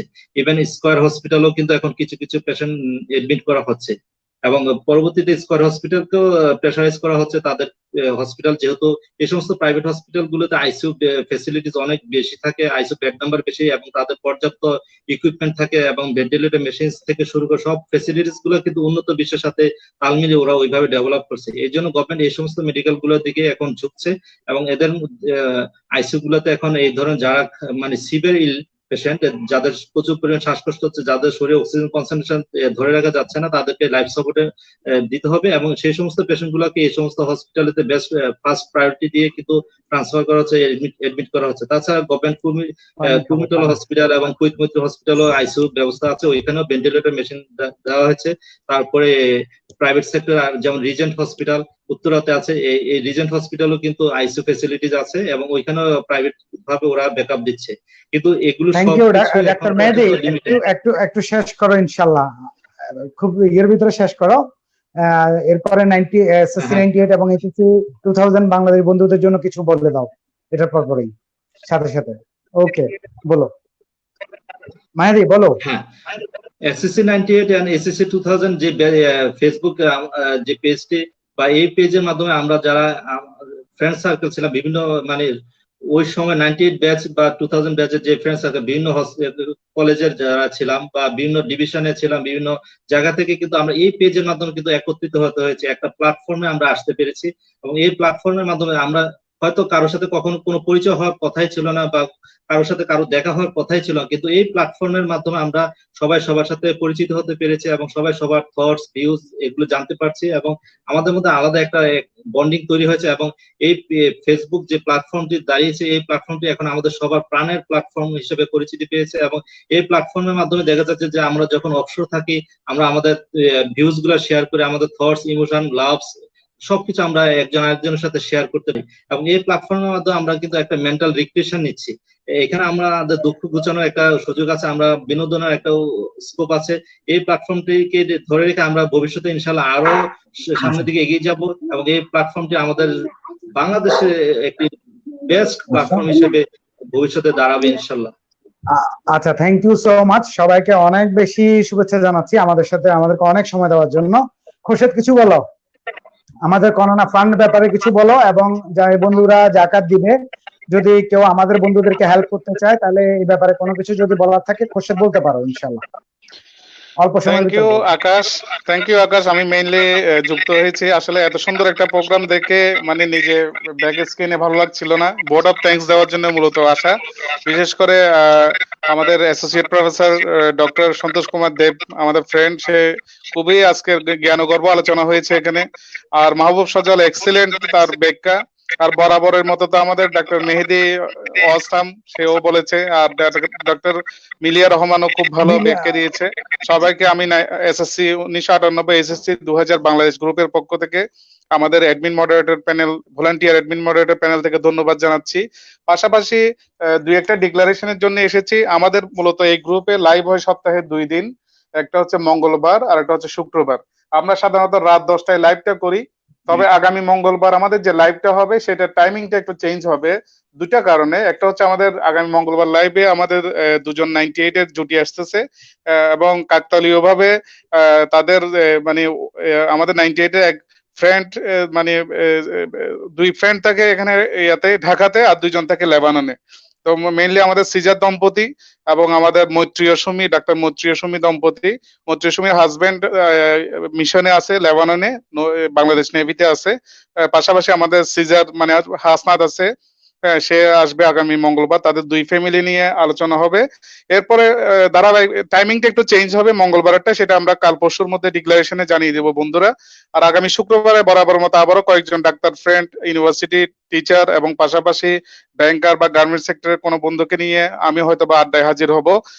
পাশাপাশি আমরা করোনা ফান্ড নিয়ে যেটা কথা হচ্ছিল, আমাদের একটা ছোট্ট প্রয়াস ছিল যে এই ঈদে যাতে আমাদের কোনো বন্ধুর মন খারাপ না থাকে, তার এই ধারাবাহিকতায় আমরা এটাকে সাহায্য বলবো না, আমরা হলো যে বন্ধুর পাশে দাঁড়ানো। আমরা একটা ফান্ড রাইজ করেছিলাম, সেই ফান্ডের মাধ্যমে আমরা যে সমস্ত বন্ধু সাময়িকভাবে কষ্টে আছে তাদের পাশে ঈদ সামগ্রী নিয়ে, ঈদ উপহার নিয়ে পাশে দাঁড়ানোর চেষ্টা করেছি। প্রতিটা ফ্যামিলিকে আমরা মোটামুটি একই রকম, সারা দেশে একই রকম প্যাকেজ দেওয়ার চেষ্টা করতেছি। এর মধ্যে আমাদের 9 তারিখে 13 ফ্যামিলিতে পৌঁছানো হয়েছে, 12 তারিখে আরো 6 ফ্যামিলিতে, এবং সর্বশেষ 15 তারিখে 3 ফ্যামিলিতে, এবং আগামীকাল সকালে কুড়িগ্রামের 2 ফ্যামিলিতে এবং ঢাকার 1 ফ্যামিলিতে আমাদের ঈদ সামগ্রী পৌঁছাবো ইনশাল্লাহ। এবং আমাদের ফান্ড কার্যক্রম এখনো অব্যাহত আছে। যে সমস্ত বন্ধুরা একটু সাহায্য করতে চাও এগিয়ে আসো। আর আমাদের যে সমস্ত বন্ধুরা এখনো আমাদের কাছে মানে সহযোগিতা চেয়েছে, আমরা তাদেরকে আশ্বস্ত করতে চাই ইনশাল্লাহ আমাদের ফান্ড রাইজ অব্যাহত থাকবে। ফান্ড আসলে অবশ্যই তোমাদের পাশে আমরা ইনশাল্লাহ দাঁড়াবো। বন্ধু, আমরা সবাই মিলে সামনের ঈদটাকে সুন্দরভাবে উপভোগ করব। আর এসএসসি 1998 এসএসসি 2000 বাংলাদেশে বর্তমানে প্রায় 2600 কাছাকাছি মেম্বার। বন্ধুরা যদি একটু এফোর্ট দাও, এটা 2600 থেকে কোয়ালিটি 5200 হওয়া একদম ইজি একটা ব্যাপার। হ্যাঁ, আমরা চাই, তবে অবশ্যই অবশ্যই অবশ্যই 98 হতে হবে। কোন ধরনের ফেক আইডি বা কোন ধরনের সিনিয়র বা জুনিয়র আইডি যাতে এখানে যুক্ত না হয়, সেজন্য সবার দৃষ্টি আকর্ষণ করব। কারণ আমাদের এটা শুধুমাত্র আমাদের 98 2000 এর প্ল্যাটফর্ম, সেই হিসেবে আমাদের বন্ধুরা এখানে অবশ্যই স্বাগতম। সকল বন্ধু, এখানে কোনো ধরনের পোস্ট অ্যাপ্রুভাল সিস্টেম নেই। এই গ্রুপটাতে আমরা পোস্ট অ্যাপ্রুভাল রাখি নাই, কারণ বন্ধুত্বের মধ্যে কখনো কর্তৃত্ব বা খবরদারি বা আমিত্ব জিনিসটা চলে না। সেই জন্য আমরা সবসময় চাই আমাদের বন্ধুরা আমাদের সাথে থাকবে। এটা একটা ফ্যামিলি, আমরা ফ্যামিলির মতো থাকবো। আমাদের ফ্যামিলিকে আমরাই রক্ষা করব। তবে হ্যাঁ, গভর্নমেন্টের যে আইসিটি অ্যাক্ট, এটা অবশ্যই আমাদের মনে রাখতে হবে। আমরা কখনোই কোন সরকার বিরোধী, দেশ বিরোধী বা ধর্ম বিরোধী কোন ধরনের পোস্ট এখানে করব না। এটার ব্যাপারে আমরা সচেতন থাকবো। সবাই মিলে আমরা একটা সুন্দর পরিবেশ এগিয়ে নিয়ে যাব। তো বরাবরের মতো প্রতি মঙ্গলবার এবং শুক্রবার আমাদের লাইভ প্রোগ্রাম চলবে। সবাইকে সেই সমস্ত প্রোগ্রামে থাকার আহ্বান জানাই। আগামী মঙ্গলবার একটা শুধুমাত্র টাইমিং চেঞ্জ হবে, সেটা আমরা 2-1 দিনের মধ্যে জানিয়ে দিব। হয় এটা রাত 9টা থেকে হতে পারে অথবা রাত 11টা থেকে হতে পারে, কারণ লেবাননের সাথে আমাদের ইফতারের টাইমের একটা ব্যাপার আছে। বাংলাদেশ সময় রাত 10:26 সময় সেখানে ইফতার হয়। তাহলে আমাদেরকে এমন ভাবে করতে হবে, হয় ইফতারের আগে শেষ করতে হবে, মানে বাংলাদেশ 10:30 আগে শেষ করতে হবে, অথবা আমাদেরকে 11টার পরে গিয়ে শুরু করতে হবে। সেটা আমরা জানিয়ে দিব সময় মতো। আগামী মঙ্গলবারের লাইভ সবাই উপভোগ করবে। পাশাপাশি প্রতি মঙ্গলবার এবং শুক্রবারের লাইভ গুলোতে সবাই প্রাণবন্ত উপস্থিতি কামনা করি। পরিশেষে আবারও doctor Santosh Kumar Dev, you guys excellent, doctor Mehedi, Mahbub Sajal এবং ডক্টর মিলিয়া, এবং আজকে আকাশ সুন্দরভাবে সঞ্চালনা করেছে, সেই জন্য সবাইকে ধন্যবাদ। পর্দার আড়ালে যে মানুষটি বসে আছে, যে আমাদেরকে চেহারা দেখাচ্ছে না, ফয়সাল আদনান বন্ধু, তোমার জন্য অনেক অনেক শুভকামনা। তুমি আমাদের যে টেকনিক্যাল সাপোর্টটা দিচ্ছ, we are grateful to you. হ্যাঁ, we are grateful to you. SSC 98 SSC 2000 বাংলাদেশের পক্ষ থেকে অসংখ্য ধন্যবাদ। Thank you. আসসালামু আলাইকুম। Much Khorshed, thank you so much Khorshed, তোমার সুন্দর বক্তব্য উপস্থাপন করার জন্য। আর আমি বিশেষ করে ধন্যবাদ জানাচ্ছি ফয়সাল আদনানকে, ও আমাদেরকে টেকনিক্যাল সাপোর্টটা দিয়ে আমাদের সাথে অনেকক্ষণ সময় আমাদেরকে দিয়েছে। এবং পাশাপাশি যে বন্ধুদের সাথে আমি এতক্ষণ ছিলাম, আমার অনেক বেশি ভালো লাগছে। আর এত সময় আসলে একসাথে কেটে গেছে, কোন দিকে সময় কাটছে আসলে জানা নাই। আর আমার তরফ থেকে সব এসএসসি 98 এবং এইচএসসি 2000 বাংলাদেশ বন্ধুদের জন্য একটাই কথা, ভালোবাসা ও বিরাম সবার জন্য। আর সবাই একটা প্ল্যাটফর্মে আসার জন্য সবার প্রতি আন্তরিক প্রচেষ্টা থাকতে হবে, সবার আন্তরিকতা থাকতে হবে, সবার প্রতি সবার হৃদ্যতা থাকতে হবে। আমি জানি ভালোবাসা দিয়ে সবকিছুই জয় করা সম্ভব। আমি এতটুকু শিখেছি ছোটবেলা থেকে, আলহামদুলিল্লাহ। আমি আমার লাইফে যত কিছু পেয়েছি ভালোবাসা দিয়ে পেয়েছি। এটা আমার প্রত্যেকের প্রতি আমার একটা মেসেজ, যে ভালোবাসা অবিরাম থাকবে এবং প্রত্যেকজন আলহামদুলিল্লাহ প্রত্যেকজনের প্রতি অনেক বেশি সিনসিয়ার হবো এবং প্রত্যেকজন এমন কোনো কথা বলবো না, এমন কোনো কাজ করবো না গ্রুপের সরকার বিরোধী এমন কোনো কাজ করা যাবে না। এটা আমরা ভলান্টিয়ার যারা আছি আপনাদের খেজমতে, এই গ্রুপের খেজমতে, তো মোটামুটি সবাই একই কথা। সবাইকে চাই ভালো ভালো পোস্ট করুন এবং সব বন্ধুদের 98 এবং এইচএসসি 2000 এর সব বন্ধুদেরকে এখানে অ্যাড করুন, আমাদের সাথেই থাকুন। আর করোনা ফান্ডের ব্যাপারে যারা সাহায্য করতে চান তাদের প্রতি আমার একটা রিকোয়েস্ট, আর জাকাত ফান্ডের ব্যাপারে যারা জাকাত দিয়ে থাকেন যে বন্ধুরা যদি আমাদের সাথে একসাথে হতে চান তাহলে আমাদের বিকাশ নাম্বার দেওয়া আছে, আপনারা বিকাশ নাম্বারে বিকাশ করে আমাদেরকে জানিয়ে দিবেন এবং আমাদের ব্যাংক অ্যাকাউন্ট নাম্বার দেওয়া আছে, যেভাবে আপনাদের সুবিধা হয়। আকাশ, আমি 10 সেকেন্ড একটু বলতে চাই। বলো, জাকাত বলো, ফান্ড থেকে বলো। যদি কোনো বন্ধু জাকাত ফান্ড থেকে কোনো বন্ধু আমাদের সহযোগিতা করলে সেটা আমরা 98 এর বন্ধুদেরকে দিব না, আমরা একটা বৃদ্ধাশ্রমে যাওয়ার একটা প্ল্যান আছে। ঈদের আগে যদি আমরা বৃদ্ধাশ্রমে গিয়ে যদি বৃদ্ধ বাবা মাদের যদি ঈদের পোশাক তুলে দিতে পারি সেটা একটা অন্যরকম প্ল্যান হবে। তো জাকাত ফান্ড থেকে যদি কেউ আমাদের সহযোগিতা Thank করতে you. চায় সেটা করবে। আর আমাদের বন্ধুদের কাছে এটা সাহায্য না, ঈদ সামগ্রী যাচ্ছে, আমরা ঈদের আনন্দটা সবার মধ্যে ভাগাভাগি করতেছি, আমরা এটা এই মেসেজটাই দিতে চাই। আচ্ছা, থ্যাংক ইউ সো মাচ। এই কথাটা আমার ভালো লাগছে এবং আমি জানি যে প্রত্যেকজন বন্ধুর অনেক বেশি ভালো লাগবে, কারণ আমাদের এখানে সব প্রত্যেকজন বন্ধুই মোটামুটি সবাই সবার মতো করে আছি এবং সবার মন মানসিকতা মিলে এই টাইপের সব বন্ধুরা একসাথে হতে যাচ্ছি এবং সামনে ইনশাল্লাহ, এবং সবার প্রতি রিকোয়েস্ট থাকবে, এই দোয়াটা সবার জন্য থাকবে যে আল্লাহ সুবহানাহু ওয়া তাআলা যেন এই করোনা মহামারী থেকে পুরা আমাদের বন্ধু বান্ধব এবং বাংলাদেশকে রক্ষা করে। আর যারা আমরা মুসলিম ফ্যামিলি ছেলে মেয়ে, বৌদ্ধ, খ্রিস্টান, ওনারা ওনাদের ধার্মিকতা নিয়ে ওনারা ওনাদের প্রভুর কাছে বলবেন যেন আল্লাহ সুবহানাহু ওয়া তাআলা সবাইকে রক্ষা করে। এবং আমরা যারা মুসলিম ফ্যামিলি ছেলে মেয়ে আছি তাদের 5 ওয়াক্ত নামাজ কালাম এবং কোরআন শরীফ পড়া এবং তাহাজ্জুদ নামাজ পড়ার ব্যাপারে আমি একটু রিকোয়েস্ট করতেছি, এটা আমার রিকোয়েস্ট। সব বন্ধুদের প্রতি আমার একটা রিকোয়েস্ট, অনারেবল রিকোয়েস্ট, যেন নামাজ কালামটা প্রত্যেকদিন পড়া হয় এবং তোবার নামাজ যেন 2 রাকাত পড়ে যেন ঘুমানো হয়। আর সবচেয়ে বড় কথা হচ্ছে যে আসলে পৃথিবীতে আসার আগেই মায়ের পেটে থাকাকালীন, এটা একটু কথা বলি, মায়ের পেটে থাকাকালীন কিন্তু রিজিকের ব্যবস্থা করা হয়েছে এবং পৃথিবীতে কতদিন বাঁচবে এটার ব্যবস্থা করে দেওয়া হয়েছে, লিখিত দেওয়া হয়েছে, এবং পৃথিবীতে আমি কি করব এই ব্যাপারটাও করে দেওয়া হয়েছে। সো কোনো টেনশন নেওয়ার কিছু নাই, যা হবার তা হবে, আল্লাহ সুবহানাহু ওয়া তাআলা তকদিরে যা রেখেছেন ইনশাআল্লাহ তাই হবে। এবং তবে আল্লাহর কাছে বেশি বেশি ফানা চাইতে হবে এবং সব বন্ধু বান্ধবের জন্য সবাই দোয়া করবেন, সবার মা বাবা যেন ভালো থাকে এবং মা বাবার দিকে সবাই খেয়াল রাখবেন। আর যাদের বাচ্চা আছে বাসায় এবং মা আছেন বাবা আছেন সবাই সবার প্রতি খেয়াল রাখবেন। সবার প্রতি একটা রিকোয়েস্ট, এই করোনা মহামারী নিপাত যাক, আল্লাহ সুবহানাহু ওয়া তাআলা সবাইকে ভালো রাখুক, এই বলে আজকে শেষ করতেছি। আর ফয়সাল আদনানকে অনেক অনেক থ্যাঙ্কস, যদি পারো তাহলে আমাদেরকে এক লাইন গান শোনাতে পারো, আমি একটা ছোট রিকোয়েস্ট করলাম। ফয়সাল আদনানকে আমাকে শুনতে পাচ্ছ? হ্যালো ফয়সাল আদনান, ফয়সাল। যাই হোক, আমরা বিদায় নিই, সে যদি আসে আসবে। আচ্ছা, আমরা বিদায় নিতে পারি। আর আমাদের অনেক ভুল ত্রুটি হইতে পারে, আমরা এখানে সবাই ভাই নতুন নতুন মানুষ, অনেকে পুরনো মানুষ, অনেক নতুন নতুন বন্ধু, সবাই মোটামুটি আমরা কথা বলতেছি, আমাদের ভুল ত্রুটি হইতে পারে। কারো যদি ভুল ত্রুটি হয়ে থাকে তাহলে সবাই একটু আমাদেরকে ক্ষমা দৃষ্টিতে দেখবেন। ইনশাল্লাহ। আজকে ফয়সালের শরীর খারাপ, এর জন্য তুমি আমাদের সাথে যোগ দাও ফয়সাল, যোগ দিয়ে বলে দাও সবাইকে আমরা বিদায় নিতে চাচ্ছি। ইনশাআল্লাহ সে নেক্সট টাইম আমাদেরকে গান শোনাবে। এক্ষেত্রে আকাশ আমি একটু বলতে চাচ্ছি, যেহেতু আমি তোমাদের ডাক্তার ফ্রেন্ডস, তোমাদের যে কোনো সময় যে কোনো প্রয়োজন হেল্প লাগলে, কারো ফ্যামিলিগত বা কারো নিজস্ব শারীরিক কোনো প্রবলেমস হলে তোমরা আমার নাম্বারে, অনেকের কাছে আমার নাম্বার আছে, তোমরা এনি টাইম রাত যতই গভীর হোক তোমরা আমাকে নক দিতে ভুলবে না। ইনশাআল্লাহ আমি চেষ্টা করব। আমাদের স্যালিউট মেহেদি অলরেডি অনেককে সার্ভিস দিয়ে থাকে, আমি নিজেও মেহেদির নাম্বার বিভিন্ন জনকে দিয়ে থাকি এবং সে আমার এলাকা জামাই, আমিও দিয়ে থাকি।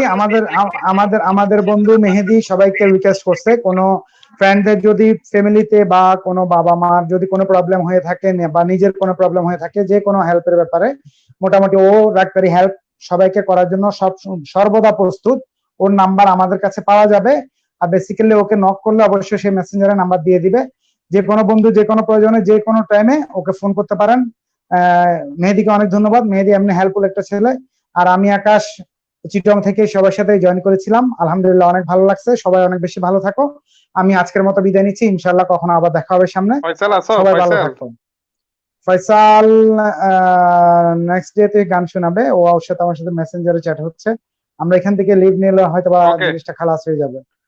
আমরা খালাস। লিভ নিচ্ছি। আসসালামু আলাইকুম ওয়া রাহমাতুল্লাহ। সবাই ভালো থাকো, আমার জন্য দোয়া কইরো। আসসালামু আলাইকুম। আসসালামু আলাইকুম ওয়া রাহমাতুল্লাহ। সবাই ভালো থাকেন, সুস্থ থাকেন, সবাইকে অনেক অনেক শুভেচ্ছা জানাচ্ছি। আমাদের সাথেই থাকুন, ভালো থাকেন অনেক বেশি। আর সব বন্ধুদের জন্য ভালোবাসা অবিরাম।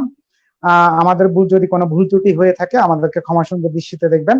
অনেক বেশি ভালো লাগলো, আপনাদের অনেক সময় নষ্ট করেছি। সব বন্ধুদেরকে অনেক বেশি ভালোবাসি এবং সব বন্ধুরা আমাদের সাথে অ্যাড থাকবেন এই এসএসসি 98 এবং এইচএসসি 2000 এর বাংলাদেশ গ্রুপটাতে। আমরা চাই আমরা একটা বিশাল একটা প্ল্যাটফর্ম তৈরি করতে চাই। আপনাদের ইচ্ছা আকাঙ্ক্ষার উপরে এই প্ল্যাটফর্মটা তৈরি করা সম্ভব। এবং অনেক বেশি ভালো থাকেন সবাই। আল্লাহ সুবহানাহু তাআলা যেন সব বন্ধু বান্ধবকে এবং পরিবারকে এবং বাংলাদেশের উপর রহমত করে, এই জন্য সবাই সবার জন্য দোয়া করবেন। আল্লাহ সুবহানাহু তাআলা যেন আমাদের সবাইকে ভালো রাখে, সব বন্ধু বান্ধবের জন্য সবাই দোয়া করবেন ইনশাআল্লাহ। আজকের মতো খুদা হাফেজ। আসসালামু আলাইকুম ওয়া রাহমাতুল্লাহ। সামনে অবশ্যই দেখা হবে ইনশাআল্লাহ, আমাদের সাথেই থাকুন।